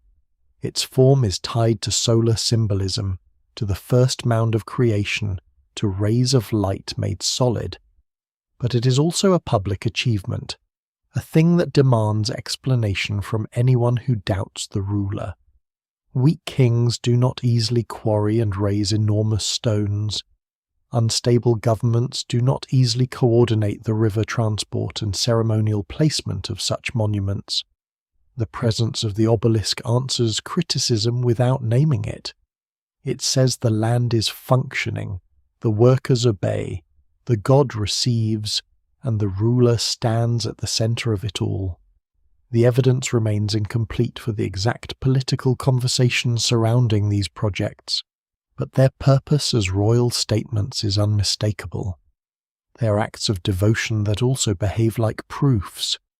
Deir el-Bahari is the greater proof, a monument so carefully placed and so visually controlled that it still seems to explain Hatshepsut's ambition without needing a voice. The temple rises in terraces against the western cliffs, its long horizontal lines answering the vertical wall of limestone behind it. It is not a pyramid and not a fortress. It is something more theatrical and more serene, a royal mortuary temple that turns landscape into legitimacy. Every ramp, colonnade, court, shrine, and relief participates in the idea that Hatshepsut's rule belongs to order, beauty, renewal, and divine favour. The architecture does not shout, it persuades by calm. It makes the extraordinary look inevitable. The choice of location strengthens the message. Deir el-Bahari lies near the mortuary temple of Mentuhotep II, the Middle Kingdom king remembered as a restorer of unity. Hatshepsut's temple therefore speaks across time. It places her beside a royal memory of renewal, suggesting that her own reign is not an interruption, but a restoration. This is one of the subtle arts of Egyptian kingship to borrow strength from the past, while claiming to fulfill the present. A ruler who connects herself to revered predecessors gains depth. Hatshepsut, whose position might seem dangerously new, surrounds herself with older associations until novelty is softened by ancestral gravity. Inside the temple, reliefs do the work of political storytelling. They do not present a modern chronological biography. They present selected truths arranged to make royal meaning. Among the most famous are the scenes of the expedition to Punt, a land associated with incense, exotic goods, trees, animals, resins, and distant wealth. The journey is not merely economic, it is ideological. Punt appears as a place reachable by the order of Hatshepsut and favoured by Amun's will. The expedition returns with myrrh, trees, incense, precious materials, and images of abundance. To the temple viewer, this is not simply trade. It is the world responding to the pharaoh's sacred authority. The Punt scenes contain one of the most vivid and unusual details from her reign, living incense trees transported back to Egypt, roots and all, to be planted in sacred ground. Whether every aspect of the scene should be read as exact visual reportage remains debated, because Egyptian reliefs shape reality through convention and meaning. Still, the core claim is powerful. Hatshepsut brings the fragrance of a distant sacred landscape into Amun's domain. The god desires marvels, and she supplies them. The temple becomes not only a place of offering but a map of the world drawn toward Thebes. Her legitimacy is no longer confined to bloodline or regency. It is measured in the movement of ships, the arrival of rare goods, and the ability of Egypt to reach beyond itself without disorder. This matters because Hatshepsut is not remembered primarily as a conqueror. in the way Thutmose III will later be. Her reign emphasizes building, ritual renewal, prosperity, and divine favor more than battlefield spectacle. That does not mean Egypt under her is weak or inactive. The old contrast between a peaceful queen and a warrior king is too simple. There are signs of military activity in her reign, and the empire does not vanish while she rules. But her public image leans heavily toward another kind of royal success, the pharaoh as restorer, builder, patron of temples, organizer of wealth, beloved of Amun, and bringer of marvels from the edges of the known world. In a culture where kingship must maintain order, this is not a lesser form of power. It is one of kingship's central forms. The building of legitimacy also works through restoration. Hatshepsut presents herself as someone repairing what earlier disorder had damaged, renewing temples, making monuments as they ought to be, returning proper offerings to the gods. Egyptian royal inscriptions often use this language, and it should not always be taken as literal evidence of widespread ruin. Kings commonly claim to restore order, because restoration is one of the expected roles of kingship. Yet in Hatshepsut's case, the theme carries special force. A ruler whose own position might be judged irregular can answer by becoming the most visibly orderly figure in the land. She restores temples, she honors gods, she builds beautifully, she brings wealth, she makes the kingdom appear balanced under her hand. Public works give ordinary life a quieter connection to royal claims. A temple is sacred, but it is also an employer, a warehouse, a landholder, a centre of craft, a destination for processions, and a visible sign that the state can organise resources. Quarrymen, boatmen, scribes, gardeners, metalworkers, painters, stonecutters, priests, and labour crews all become part of the reign's physical expansion. Every completed wall is a political achievement distributed across hundreds or thousands of human actions. Hatshepsut's authority therefore enters the muscles of workers and the calculations of administrators, not only the hymns of priests. The state becomes accustomed to doing things in her name. There is a surprising softness in some of this propaganda, despite its power. Hatshepsut does not need every image to be violent. She often presents abundance instead: fragrant trees, fine materials, divine offerings, elegant temples, gods receiving what they desire. This is not weakness. It is a different answer to the problem of legitimacy. A ruler can prove authority by crushing enemies, but also by making the sacred world bloom. In the temple imagination, incense can be as political as a spear. A living myrrh tree planted for Amun can say that the gods favour this reign, as clearly as a battlefield inscription can say that enemies fear it. Still, all this magnificence carries an unspoken vulnerability. The more Hatshepsut builds, the more there is to attack later. The more her names fill walls, the more chisels will be needed to remove them. The more her statues stand in sacred space, the more fragments will remain when someone decides they should no longer stand. Legitimacy built in stone can survive for millennia, but it can also invite targeted damage. Her monuments are both shield and evidence, both defense and future crime scene. They make her kingship undeniable, and perhaps that is exactly why later hands find it necessary to interfere with them. For now, the buildings rise, the ships return. The incense trees take root in Egyptian soil. Obelisks catch the sun at Karnak, and Deir el-Bahari spreads its terraces beneath the cliffs like a statement carved out of silence. Hatshepsut's reign no longer rests only on the fragile explanation of regency. It has become a landscape. It has become stone in the path of festivals, fragrance in the temple air, names on walls, and cargo from distant shores. A forbidden challenge has learned the oldest rule of power: if memory can be built large enough, it becomes difficult to pretend it was never real. While Hatshepsut's monuments rise in sunlight, the young pharaoh whose name still belongs to the royal sequence is growing older. Thutmose III does not remain forever the child whose minority made her regency possible. Time changes the shape of every political arrangement, and in this case time is the pressure that no inscription can fully stop. A boy can be protected, guided, and overshadowed. A man cannot be explained away so easily, especially when that man is the legitimate male heir of the 18th dynasty, and will one day become one of the most formidable warrior kings Egypt ever produces.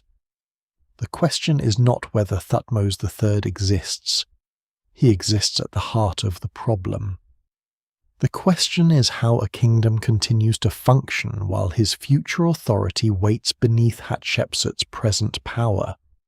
It is tempting to imagine him in purely emotional terms, resentful, humiliated, trapped in the shadow of his stepmother and aunt, counting the years until he can strike back.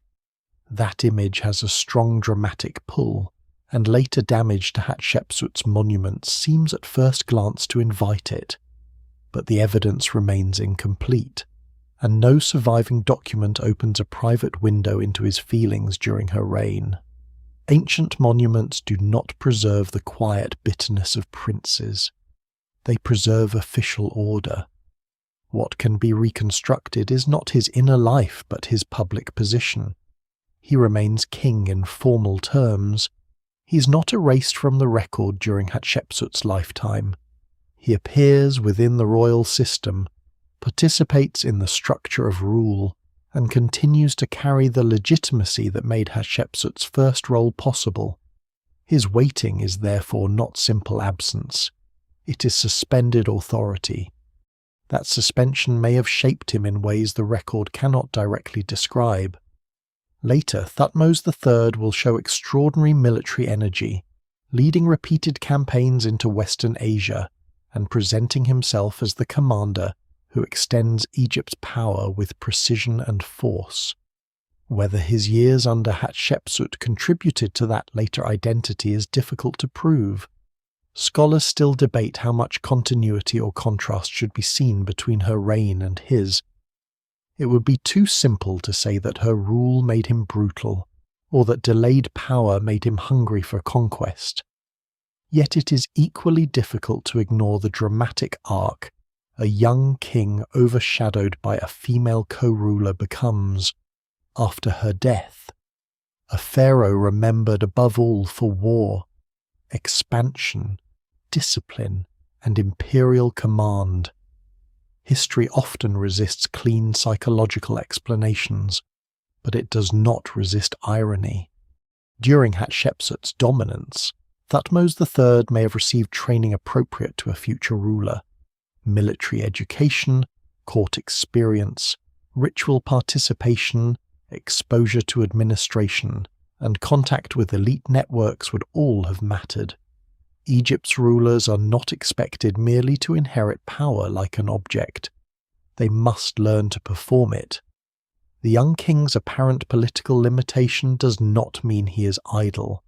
In fact, being present inside Hatshepsut's court may have given him a long apprenticeship in the mechanics of authority. He could watch how temples are used, how officials are rewarded, how monuments shape memory, how divine claims are carved into public truth, and how a ruler survives by making power feel orderly. If so, Hatshepsut's reign may have been not only his delay but his education. This possibility complicates the story of rivalry.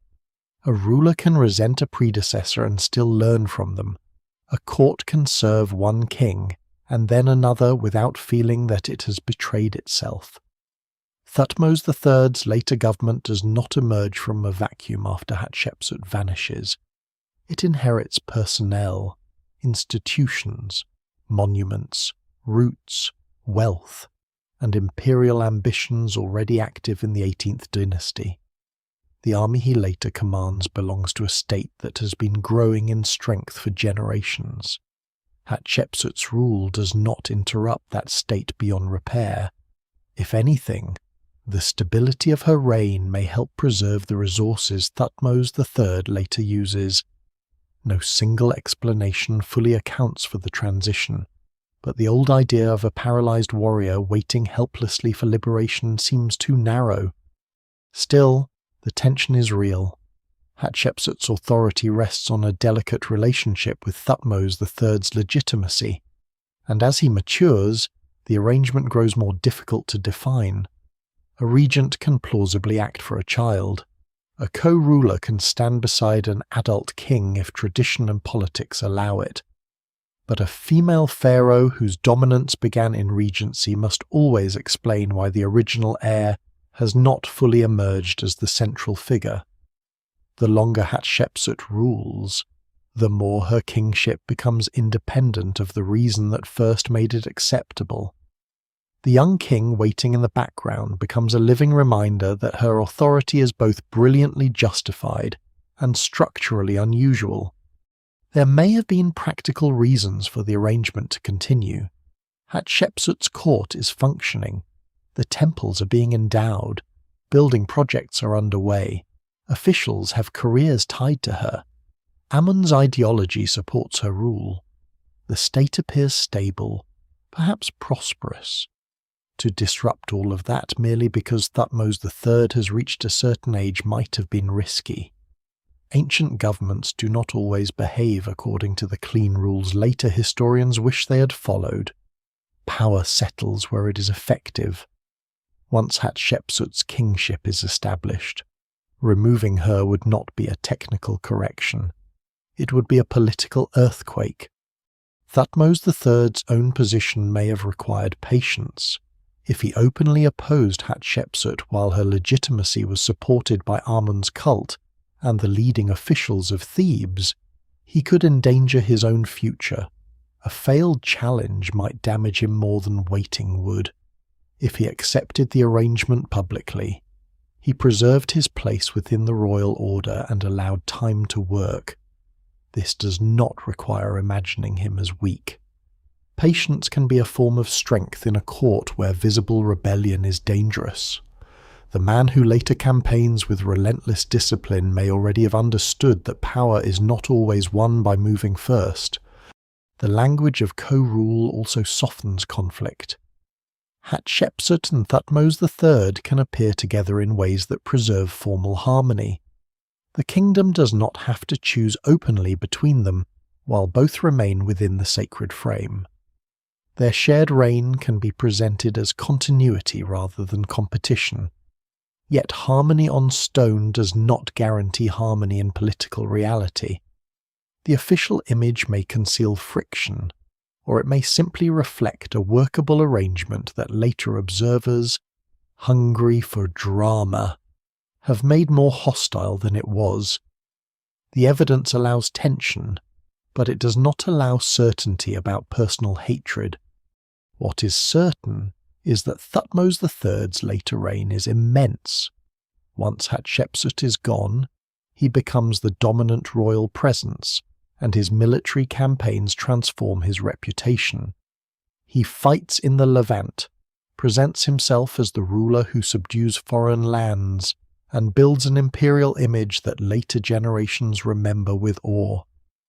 The brutal pharaoh of a dramatic title belongs most safely to this public role: the warrior king, the imperial commander, the ruler whose inscriptions speak the hard language of conquest, and whose later treatment of Hatshepsut's memory suggests a willingness to reshape the past. It should not be used as a simple diagnosis of cruelty. It is a shorthand for the violent grammar of empire and the violence of memory. Because there are two violences in this story. One is military, the force of campaigns and tribute, the projection of Egyptian power beyond the Nile Valley. The other is symbolic, the force that breaks images, removes names, and reorganizes history so that a troubling reign becomes harder to see.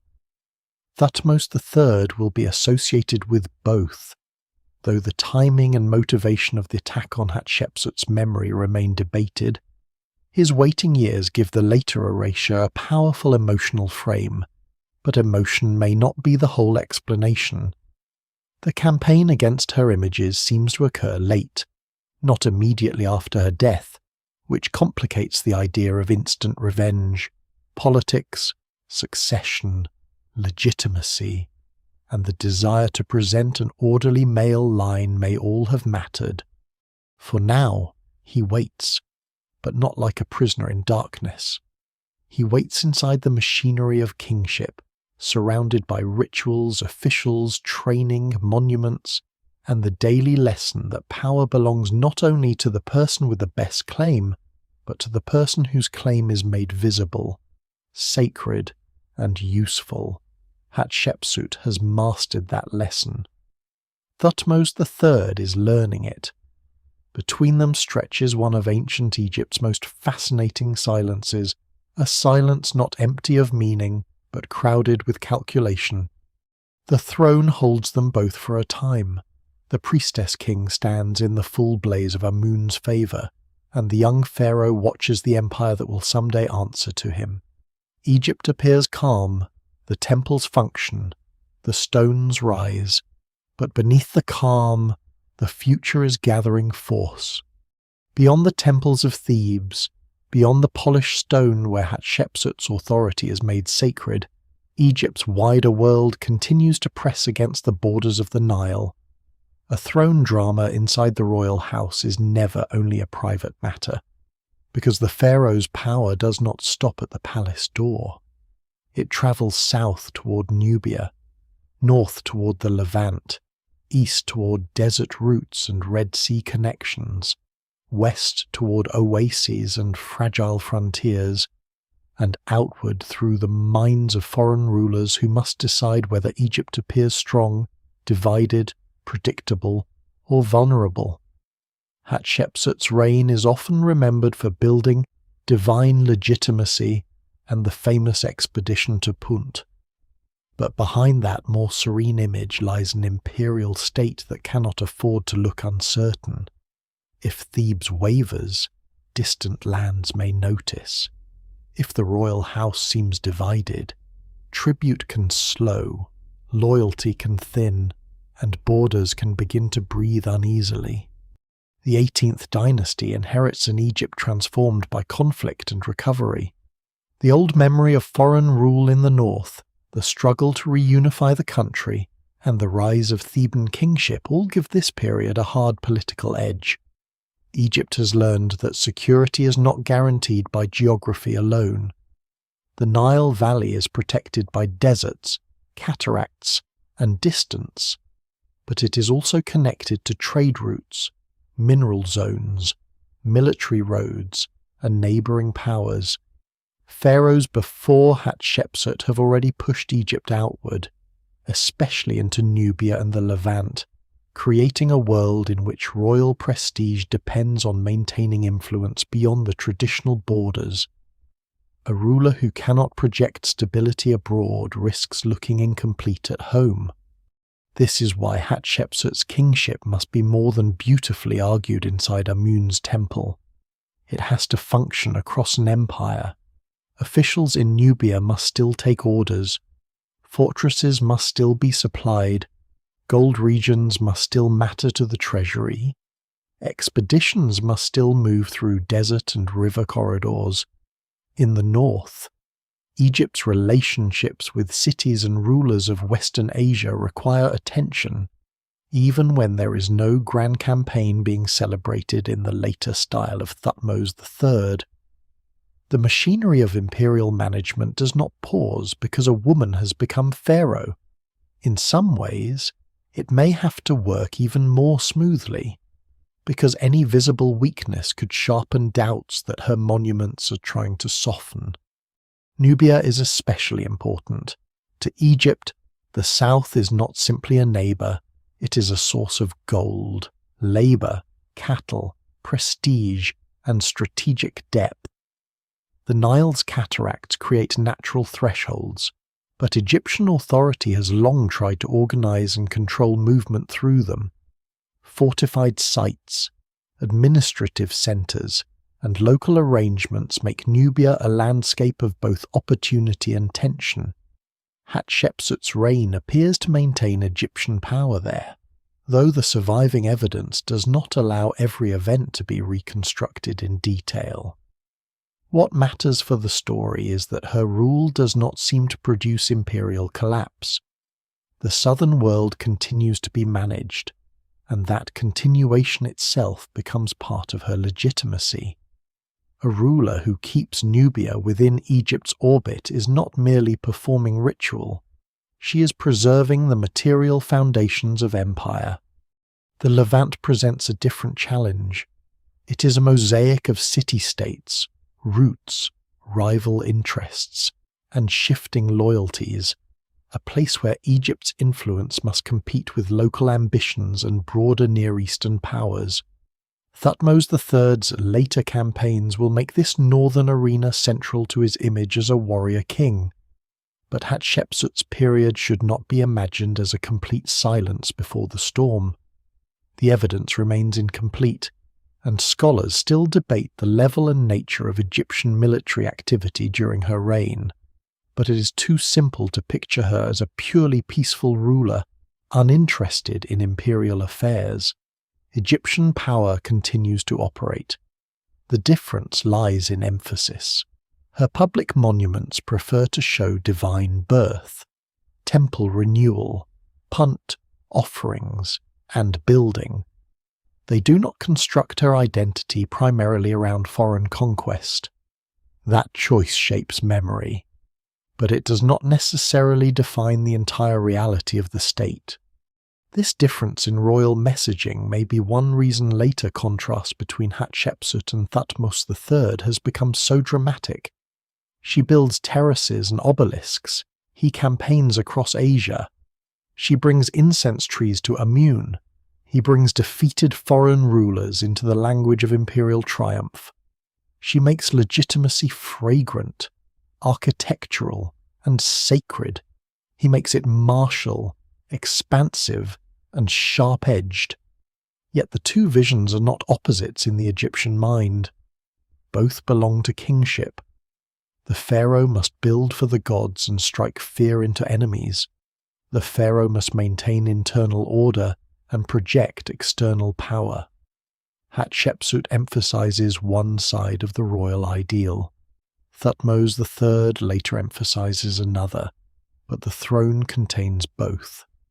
The question is not whether one form is real and the other false. The question is why each ruler needed one form more than the other at a particular moment. For Hatshepsut, a reign built on an unusual claim benefits from images of harmony and divine favor. A battlefield scene can prove strength, but it can also invite comparison with masculine traditions of warrior kingship, in which Thutmose III may have had the more obvious claim. A temple, by contrast, allows her to dominate the sacred stage. The Punt expedition allows her to display reach without making war the core of her identity. The return of exotic goods, incense, ebony, precious materials, and living trees offers a vision of the world voluntarily flowing toward Egypt under her rule. It is imperial ideology with softer edges, but not less political. Foreign abundance becomes evidence that the gods approve her reign. There is a lesser-known power in this kind of imperial storytelling. Conquest says that the world submits because it has been forced. Trade and expeditionary success can say that the world opens because Egypt is blessed. Both messages serve the crown. Hatshepsut's court seems to understand the usefulness of marvels. Punt is distant enough to be mysterious, rich enough to be impressive, and sacred enough to be tied to Amun's desire for incense. To bring Punt into a Theban temple is to compress geography into theology. The far world enters the sanctuary, and Hatshepsut stands as the ruler who made the journey possible. Still, outside Egypt, not everyone would read temple reliefs. Foreign rulers judge power through messengers, tribute, military presence, trade, and the reputation of command. This is where Thutmose III's continued presence may have been useful. Even while overshadowed, he represents the male military future of the dynasty. He may have participated in aspects of statecraft and perhaps military life that prepared him for later campaigns. Hatshepsut's rule and Thutmose III's future are not sealed compartments. They coexist within the same imperial structure. The empire holds its breath not because everything stops, but because two forms of kingship share the same royal house, one monumental and priestly, one waiting to become martial and expansive. No single explanation fully accounts for how Egypt's external territories and interests responded to this arrangement. The surviving sources are weighted toward what rulers chose to proclaim, not what every frontier official feared or every foreign court suspected. Yet the broad outcome is clear. Hatshepsut rules long enough to build massively, organize major expeditions, maintain elite support, and leave Egypt strong enough for Thutmose III to launch his later imperial program. Whatever tensions exist inside the court, they do not break the state. That fact is easy to overlook because the drama of gender and erasure draws the eye. But one of the most astonishing things about Hatshepsut's reign is precisely its functionality. The forbidden challenge does not destroy Egypt's power, it helps carry it forward. This may be the quietest threat she poses to later memory. If her reign had failed, it could have been dismissed. If borders had collapsed, temples had emptied, and officials had rebelled, later kings could have pointed to her as proof that Egypt had briefly lost its way. But Hatshepsut's rule seems successful enough to be dangerous. She builds beautifully. She honors Amun lavishly. She maintains the state. She leaves behind monuments too large to ignore, and achievements too visible to explain away easily. A female king who fails can be mocked. A female king who succeeds must be managed more carefully by those who inherit the story. Across the Nile Valley and beyond it, Egypt continues moving under her name. Boats pass along the river. Stone travels from quarries, gold comes from the south, incense routes and distant expeditions feed the temples. Officials write, measure, seal, and report. In Thebes, Hatshepsut's image stands before Amun as if the god himself has made the matter settled. Somewhere within the same royal world, Thutmose III grows into the ruler who will later give Egypt a sharper imperial face. For a time, the empire contains them both, and its silence is not weakness. It is the silence of a great machine still working while history waits to see whose memory will be allowed to last. After Hatshepsut dies, the kingdom does not immediately become simple. A pharaoh's death in ancient Egypt is supposed to transform presence, not erase it. The dead ruler enters the realm of cult, offering, memory, and divine association. Names are preserved so that offerings can reach the one who bore them. Images remain so that presence can endure. Mortuary temples continue the relationship between the living state and the royal dead. In theory, Hatshepsut's monuments should have carried her safely into that ordered eternity she had worked so hard to construct. Her terraces at Deir el-Bahari should have kept speaking. Her obelisks should have kept catching the sun. Her cartouches should have continued to hold her names within sacred boundaries. But at some point after her reign, the attack begins, and the woman who made herself king becomes a problem to be corrected in stone. The most familiar version of the story is sharp and satisfying Thutmose III, finally free of the woman who overshadowed him, takes revenge by smashing her statues, chiseling away her names, and trying to wipe her from history. It is a powerful image, and not entirely without foundation, because many of Hatshepsut's royal images were indeed damaged, removed, buried, or altered, and the later royal record often becomes less willing to acknowledge her kingship. Yet the evidence remains incomplete, and the old revenge story is too narrow for the complexity of what survives. The attack on her memory seems to have occurred not immediately in the first heat after her death, but later in Thutmose III's reign, perhaps decades after she first became king. That delay matters. Rage can wait, but politics waits more often. The timing suggests that the campaign may have had less to do with private hatred and more to do with dynastic order. Thutmose III's own succession and the future position of his son may have required a cleaner line of male kingship. Hatshepsut's presence disrupted that line. She had not been merely a queen, a regent, or a powerful royal woman. She had been king. Her name stood in kingly places. Her images wore kingly forms. Her monuments claimed divine election.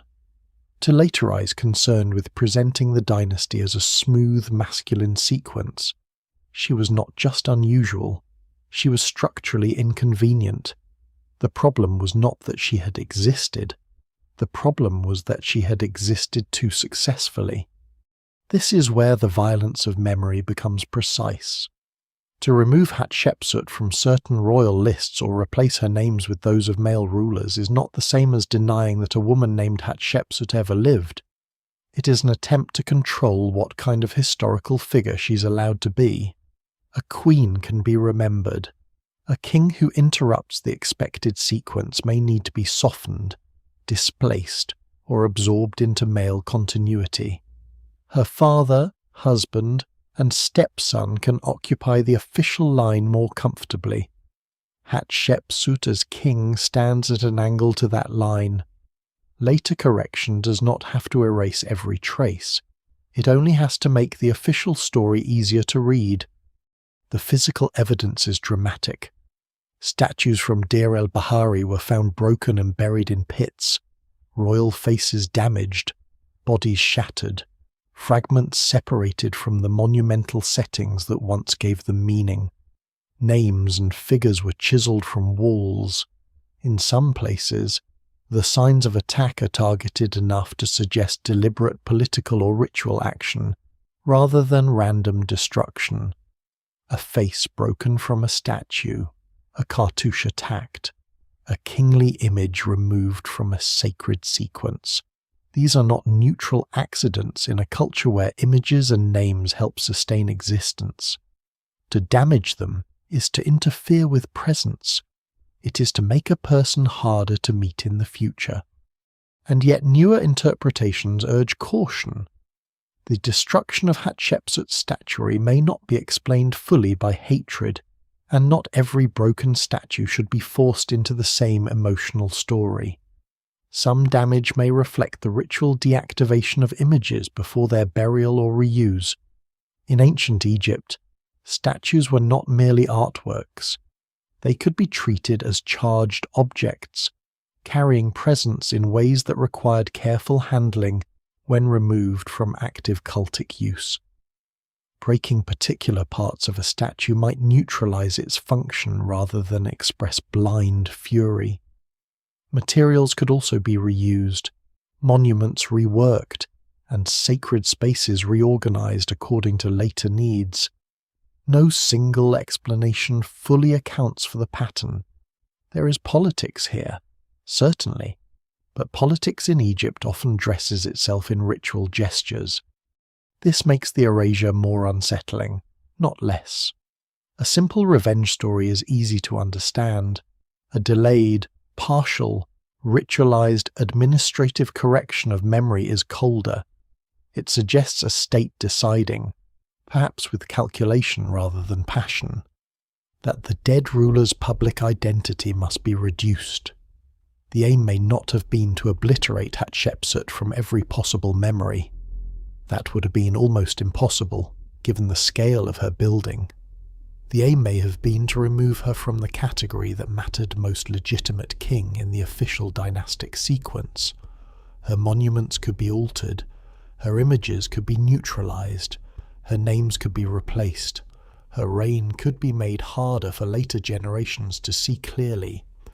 Thutmose III stands at the centre of this because the erasure appears to occur under his authority or during the political world shaped by him. But calling him simply brutal risks flattening the story. He is indeed a warrior king, a ruler whose later inscriptions celebrate campaigns, conquest, and imperial force. He belongs to a royal culture in which power is often expressed through domination of enemies and control of memory. Yet the attack on Hatshepsut's legacy should not be reduced to a personal tantrum. It may have involved officials, priests, artisans, and later political needs. A pharaoh's will matters, but the work of erasure requires many hands.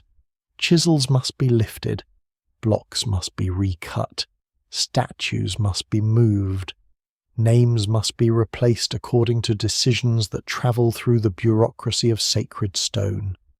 There is a strange paradox here. The attempt to erase Hatshepsut proves how powerful her kingship had been. People rarely spend so much effort correcting what never mattered. Her reign had left too many marks to ignore temples, obelisks, statues, inscriptions, expedition scenes, official careers, sacred claims. If her kingship had been an empty fiction, it could have faded on its own. Instead, later power had to work against it. The attack becomes an unintended tribute. It tells us that Hatshepsut's memory remained active enough to require management. The erasure is also incomplete in ways that feel almost poetic. Some names survive because they are hidden, overlooked, buried, or protected by later debris. Some images survive because chisels do not reach every surface. Some fragments survive precisely because they were broken and buried, sealed away from further damage until excavators found them thousands of years later. The campaign against her memory damages the record, but it also creates a record of its own. Broken stone becomes testimony. Absence becomes evidence. A missing cartouche can speak as loudly as an intact one if the pattern around it is clear enough. What emerges is not the legend of a priestess punished by a jealous warrior in a single act of revenge, but the more intricate story of a kingdom trying to reorganize its past. Hatshepsut had made herself unavoidable by becoming king in the language of Amun, architecture, and ritual. Later authority tried to make her avoidable again. It did not fully succeed. The cliffs still hold her temple. The fragments still carry her face. The damaged names still point toward the hand that tried to remove them. And through the very wounds cut into her monuments, history catches sight of the political fear she left behind. The broken statues of Hatshepsut do not simply lie in the archaeological record as damaged art. They behave almost like witnesses who have survived a long interrogation. Their faces are chipped, their bodies split, their names sometimes missing, and yet the damage that was meant to weaken their testimony has become part of what makes them speak. Modern archaeology enters this story not as a clean rescue of a forgotten queen from complete darkness, but as a slow conversation with fragments, a head without its body, a torso without its name, a sphinx broken into pieces, a block reused in another wall, a cartouche cut away so carefully that the absence itself becomes a clue. The attempt to control memory left marks, and those marks became evidence. At Deir el-Bahari, the scene is especially powerful because the setting is so ordered and the fragments are so violently disordered. Hatshepsut's temple rises in measured terraces against the cliffs, a building designed to make kingship look calm, permanent, and divinely arranged. but the objects found around it tell another story. Statues that once stood in sacred sequence were removed from their intended places. Some were smashed and deposited in pits.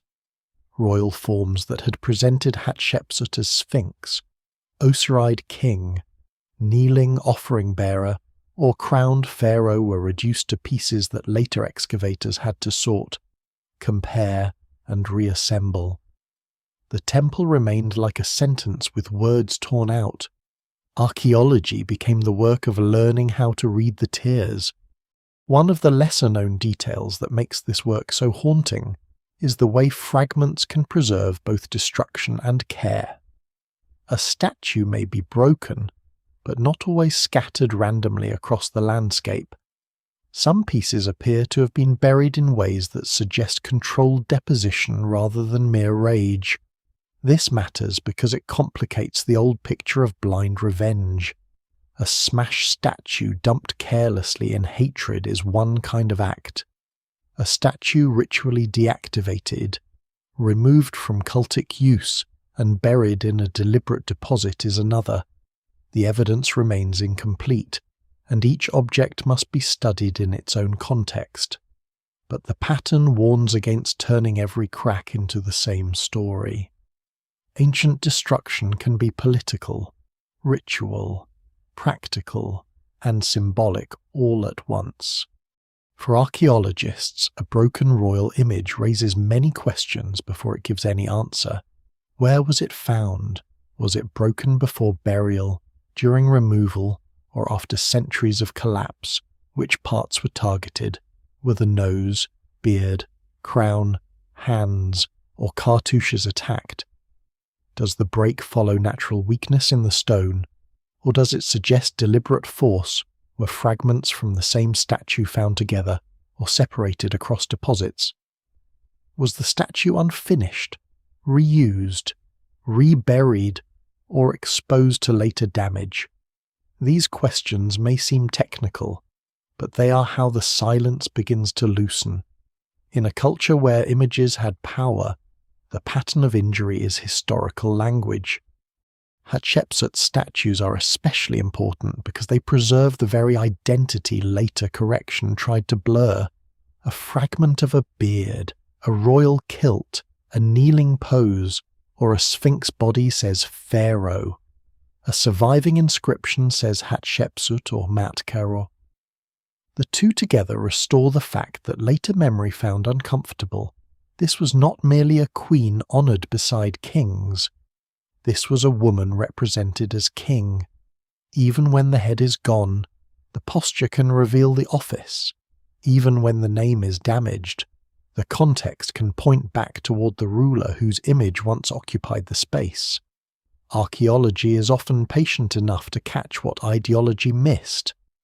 The restoration of her monuments has therefore become a second afterlife.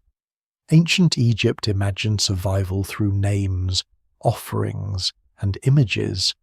Modern scholarship gives Hatshepsut another kind of survival through documentation, conservation, reconstruction, and close reading.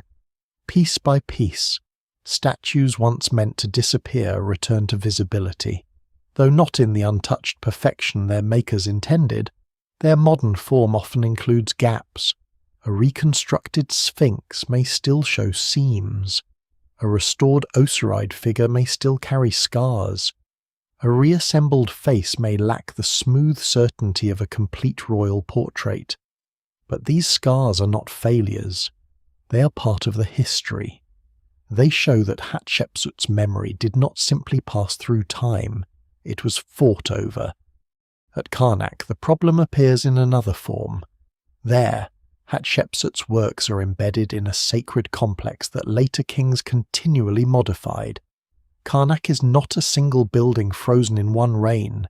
It is an accumulation of ambition, devotion, rivalry, repair, and reuse. Kings add to it, reshape it, cover earlier work, open new courts, raise new obelisks, and insert themselves into the god's memory. In such a place, Erasure can be difficult to distinguish from architectural change unless one reads carefully. A block moved from one context to another may be part of practical rebuilding, ideological replacement, or both. A name cut away and replaced may reveal political discomfort. A hidden inscription may preserve what a public surface no longer says. The temple becomes a layered document in which power writes over power. This layered quality is one reason Hatshepsut was never truly lost. Her name could be attacked, but not everywhere. Her images could be damaged, but not all destroyed. Her obelisks, too massive and too sacredly placed to vanish easily, continued to stand as awkward survivors. Even when later rulers tried to reduce her royal visibility, stone resisted. Scale is a form of memory. A small object can disappear into a drawer or a tomb. A monumental building forces the future to explain it. Deir el-Bahari, with its terraces pressed against the cliffs, does not permit complete forgetting. It asks, century after century, who built this, and why was so much effort later spent trying to make the answer less clear? The rediscovery of Hatshepsut also shows how modern assumptions can shape ancient evidence. For a long time, the appeal of the revenge story was strong because it felt human, dramatic, and easy to narrate. A young king deprived of power destroys the memory of the woman who held him back. The fragments seem to fit the plot. But as scholars return to excavation records, object contexts, patterns of breakage, and the broader Egyptian treatment of statues, the plot becomes more complicated. This does not rescue Thutmose III from responsibility, nor does it deny the political assault on her kingship. It simply asks a harder question: what exactly was being done to these images, when, and for what purpose? That harder question is more valuable than a simpler answer. It allows Hatshepsut's story to remain grounded in the strange logic of her own world. In Egypt, memory is not only emotional, it is institutional. It lives in temple service, statue cult, royal lists, priestly access, dynastic order, and the careful placement of names. To damage a ruler's image may be an act of hostility, but it may also be an act of reclassification. Hatshepsut as royal woman could remain tolerable. Hatshepsut as reigning king could become the category that later power wanted to weaken. The broken statues speak because their injuries point toward that distinction. Modern conservation adds a final quiet reversal. The ancient campaign tried to separate Hatshepsut from the forms that made her king. Archaeology puts those forms back into relation. A head is matched to a body. A fragmentary name is connected to a scene. A buried statue is lifted into study.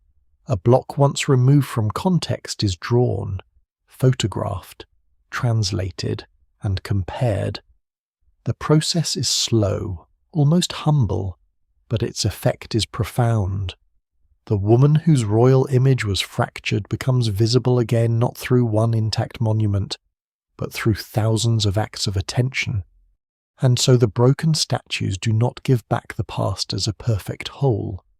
They give back something more fragile and perhaps more honest, a reign built with confidence, attacked with purpose, buried in fragments, and recovered through patience.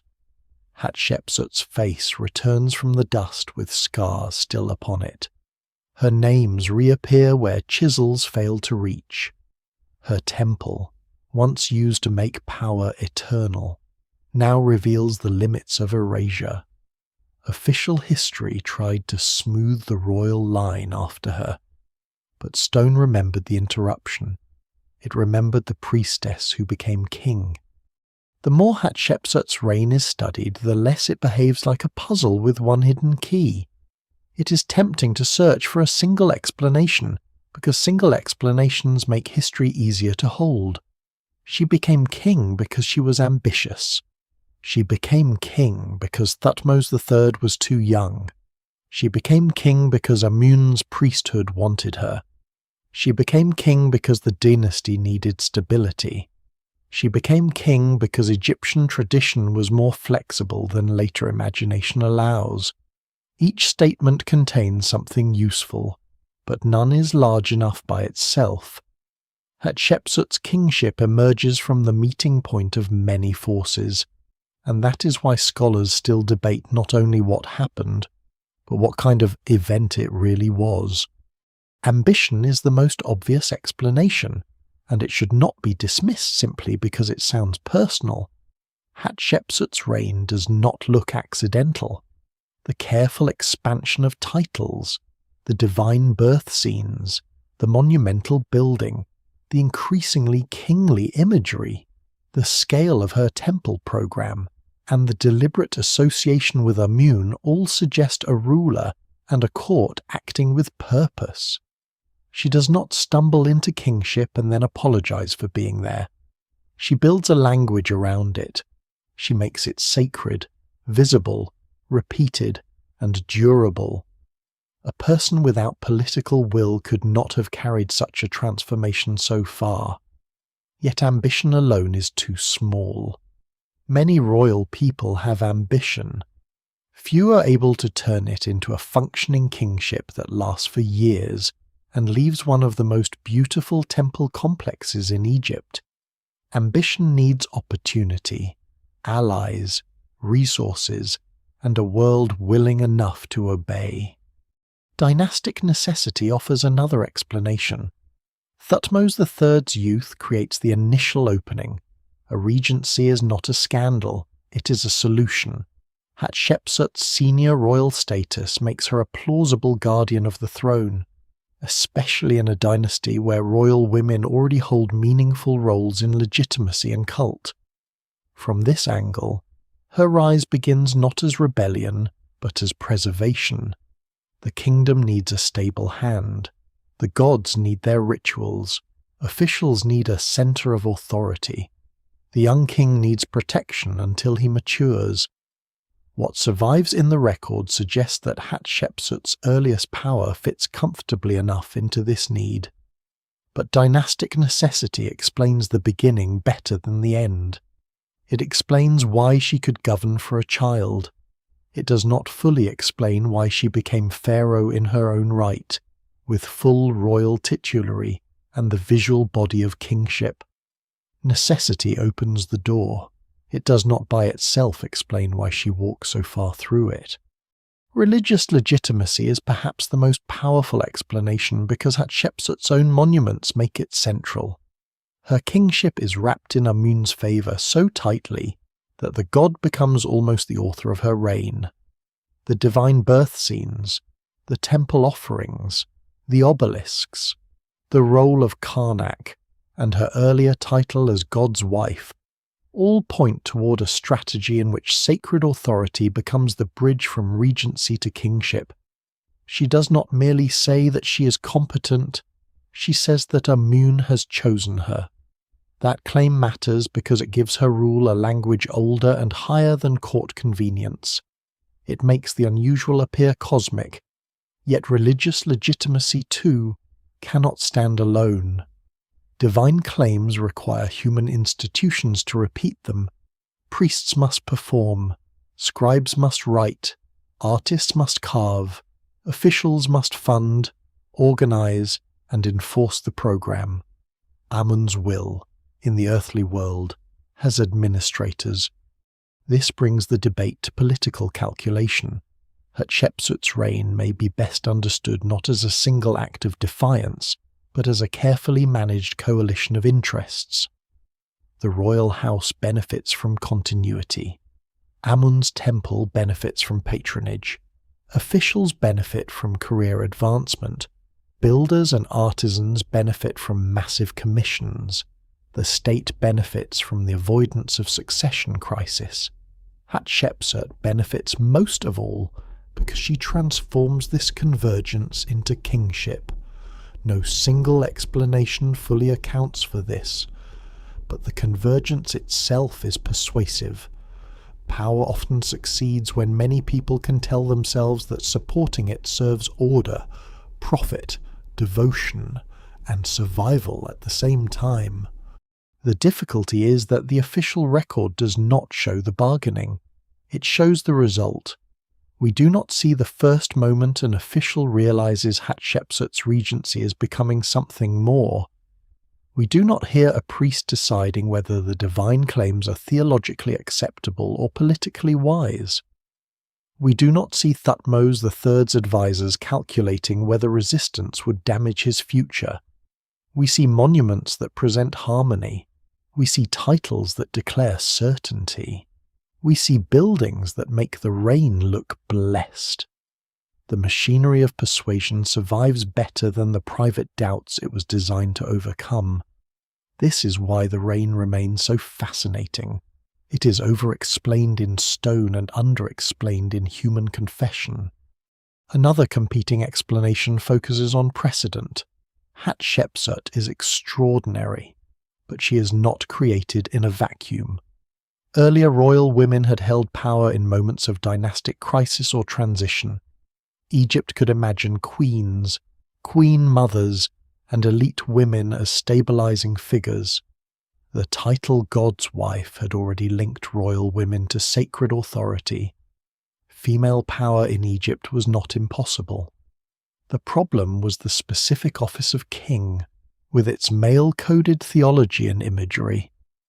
Hatshepsut's reign may therefore reveal not a total break from tradition, but the stretching of existing traditions until they crossed a threshold. This is a more subtle picture than the idea of a forbidden revolt. The challenge was forbidden not because every element was alien, but because familiar elements were combined into an unprecedented result. There is also the question of how later Eresha shapes modern interpretation. Because Hatshepsut's memory was attacked, it is easy to assume her reign was viewed as intolerable from the start. But later correction does not prove early failure. A memory can become dangerous after political circumstances change. Thutmose III's later concern may have been less about removing a hated person and more about shaping a clean succession for his own line. If so, Hatshepsut's kingship may have been acceptable while useful and problematic when dynastic memory needed simplification. The evidence remains incomplete, but the delayed nature of the attack makes this possibility important. The reign that could be tolerated in life might become inconvenient in death. Modern debates also reflect the danger of making Hatshepsut either too modern or too strange. She was not a feminist revolutionary in the modern sense, consciously fighting for women's equality across society. Her claim was royal, sacred, dynastic, and elite. She did not open kingship to women generally. She made a case for herself as the uniquely chosen ruler. At the same time, reducing her to a manipulative exception misses the scale of what she achieved. She exposed a flexibility inside Egyptian kingship that official ideology did not advertise.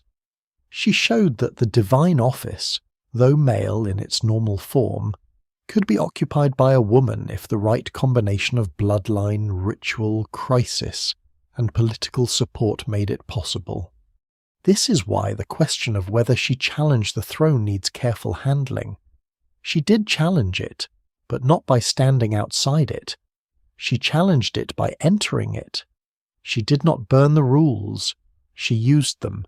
She did not deny Amun, Horus, Ra, Ma'at, royal titulary, or temple ritual. She intensified them around herself. Her reign is radical precisely because it is conservative in its language. It bends tradition by insisting it is fulfilling tradition. That kind of challenge is harder to defeat while it is happening because it does not look like chaos. It looks like order with a different face. In the end, Hatshepsut's reign remains debated because it was never one thing. It was regency and kingship, continuity and innovation, religious devotion and political strategy, personal ambition and dynastic necessity. It depended on a young male heir and also overshadowed him. It used feminine royal authority as a foundation and masculine royal imagery as a final form. It produced peaceable images of abundance while belonging to an imperial state capable of force. It was accepted enough to work and troubling enough to be attacked later.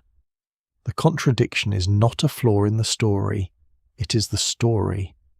Hatshepsut's power stands at the point where Egypt's most sacred ideas meet its most practical needs. That is why she could rise, that is why she could rule, and that is why, long after her statues were broken, historians still return to the same uneasy conclusion: the throne did not simply fall into her hands, and she did not simply steal it. She persuaded Egypt, for a time, that she had always been meant to sit there. The throne remembers Hatshepsut because stone, even when wounded, is a stubborn witness. Later kings could chip away at her names, move her statues, bury her fragments, and smooth the dynastic story into a more comfortable line of fathers and sons. But they could not fully remove the shape of what she had done. Her reign had entered too many places. It stood at Karnak in sacred architecture, at Deir el-Bahari in terraces cut against the western cliffs, in expedition scenes, in obelisks, in official careers, in small objects carrying priestly titles, and in the very confusion that later erasure left behind. The effort to reduce her memory created a second pattern of evidence, a shadow history made of absences, substitutions, broken faces, and names that had been attacked because they mattered. For a long time, modern understanding of Hatshepsut was shaped by the drama of rediscovery. A female pharaoh, nearly erased, rising again through archaeology, seemed almost designed for legend.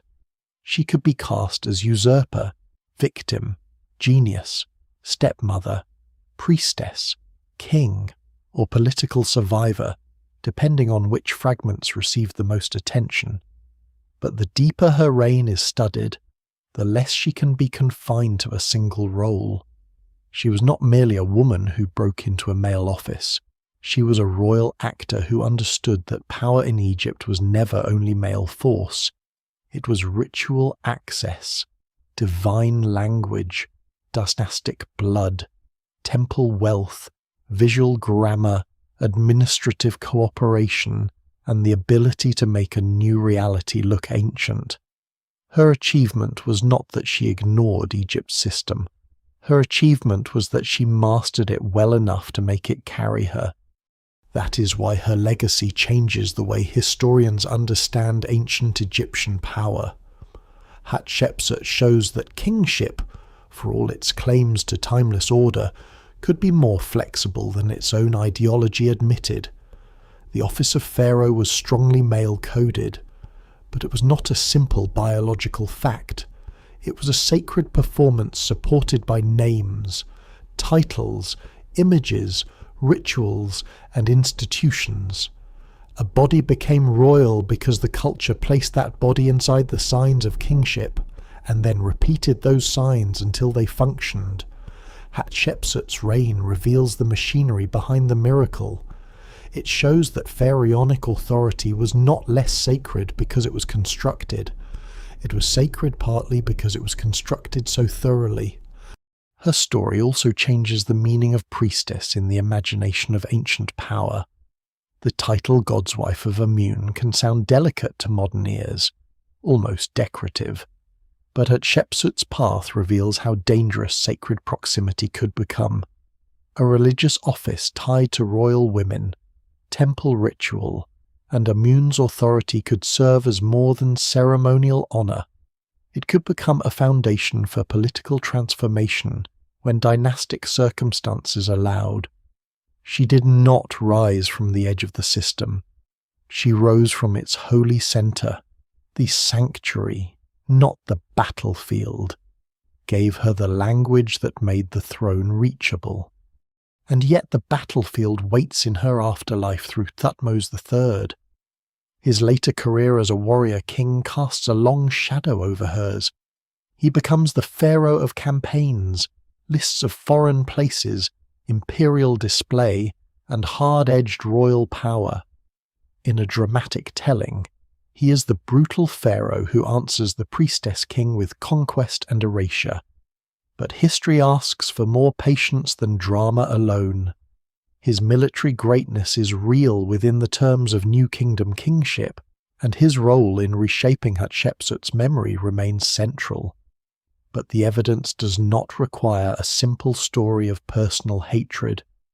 The attack on her royal image appears delayed, selective, and politically meaningful. It may have served the needs of succession, the cleaning of dynastic memory, and the presentation of a proper male line. The violence was still real, but it may have been the violence of order correcting an inconvenient truth.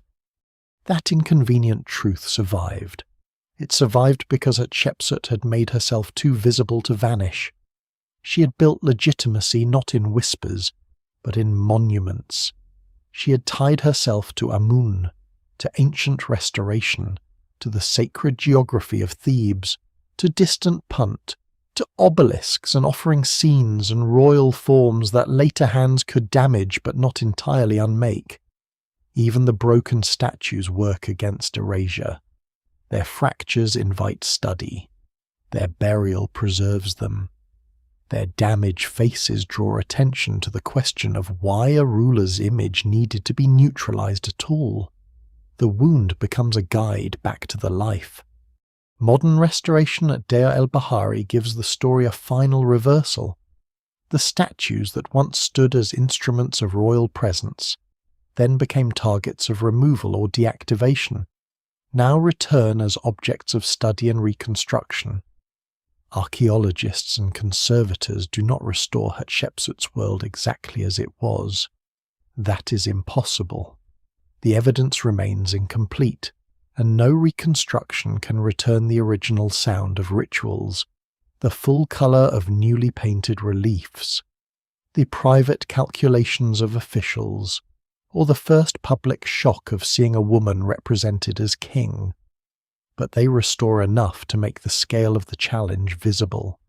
A sphinx regains its line. An Osiride figure rises in partial form. A fragment of inscription finds its context. A temple long wounded becomes legible again. Her legacy, then, is not only that she ruled, it is that she forces the past to become more complicated. She interrupts the easy story of unbroken male kingship without turning ancient Egypt into a modern fantasy of equality. She reveals the power of royal women without pretending that all women shared her extraordinary position. She shows ambition without reducing ambition to selfishness, religious devotion without reducing religion to propaganda, and political calculation without draining the world of belief. She stands at the point where all these things meet, and that is why she remains so difficult to simplify. The throne remembers her because memory is not controlled only by those who inherit power. Memory also belongs to stone misplaced in the earth, to names missed by chisels, to fragments recovered from pits, to scholars who notice patterns, and to viewers who stand beneath the cliffs of Thebes and realize that the official line of kings once contained a deliberate silence. Hatshepsut's challenge did not destroy Egypt. It did something more unsettling for later history. It proved that Egypt's most sacred office could bend, survive the bending, and for a time shine with extraordinary confidence beneath the favour of Amun. She was priestess, queen, regent, king, builder, problem, absence, fragment, and return. The throne tried to move beyond her, and later hands tried to narrow what she had been.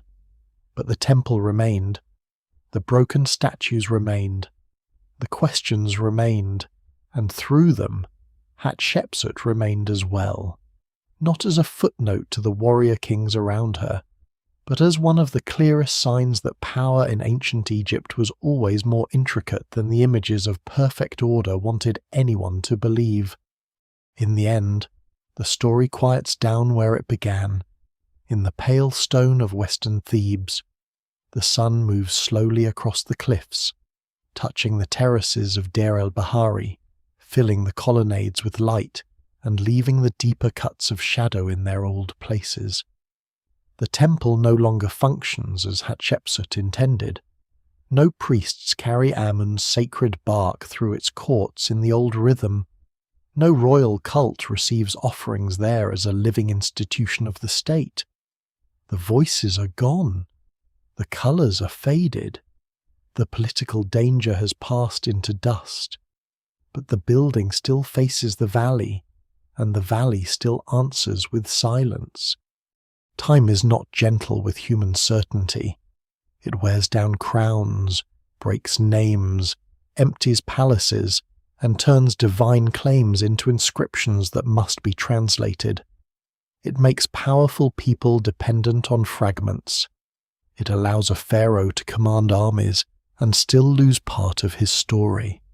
It allows a ruler marked for erasure to return through the patient work of hands sifting stone.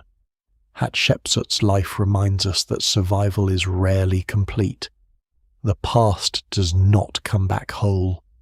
It returns as a face without a body without a name, a title on a small object, a temple wall, a damaged cartouche, a question that refuses to close. And perhaps that is why her story lingers. She does not survive as a perfect statue. She survives as something more fragile and more compelling, a human ambition translated into sacred form, then attacked, buried, misread, restored, and debated across thousands of years. Her kingship was once made to look eternal, then made to look impossible, and now it stands somewhere between the two. Not eternal, because nothing human is. Not impossible, because it happened. The Nile continues to pass below the cliffs. The desert keeps its long memory. In the softened light, Hatshepsut's temple seems less like a monument to victory than a monument to persistence. A priestess stepped toward the throne. A king's image was broken. A name was nearly lost. And still, after all the chisels, all the silence, and all the years, the stone keeps giving her back.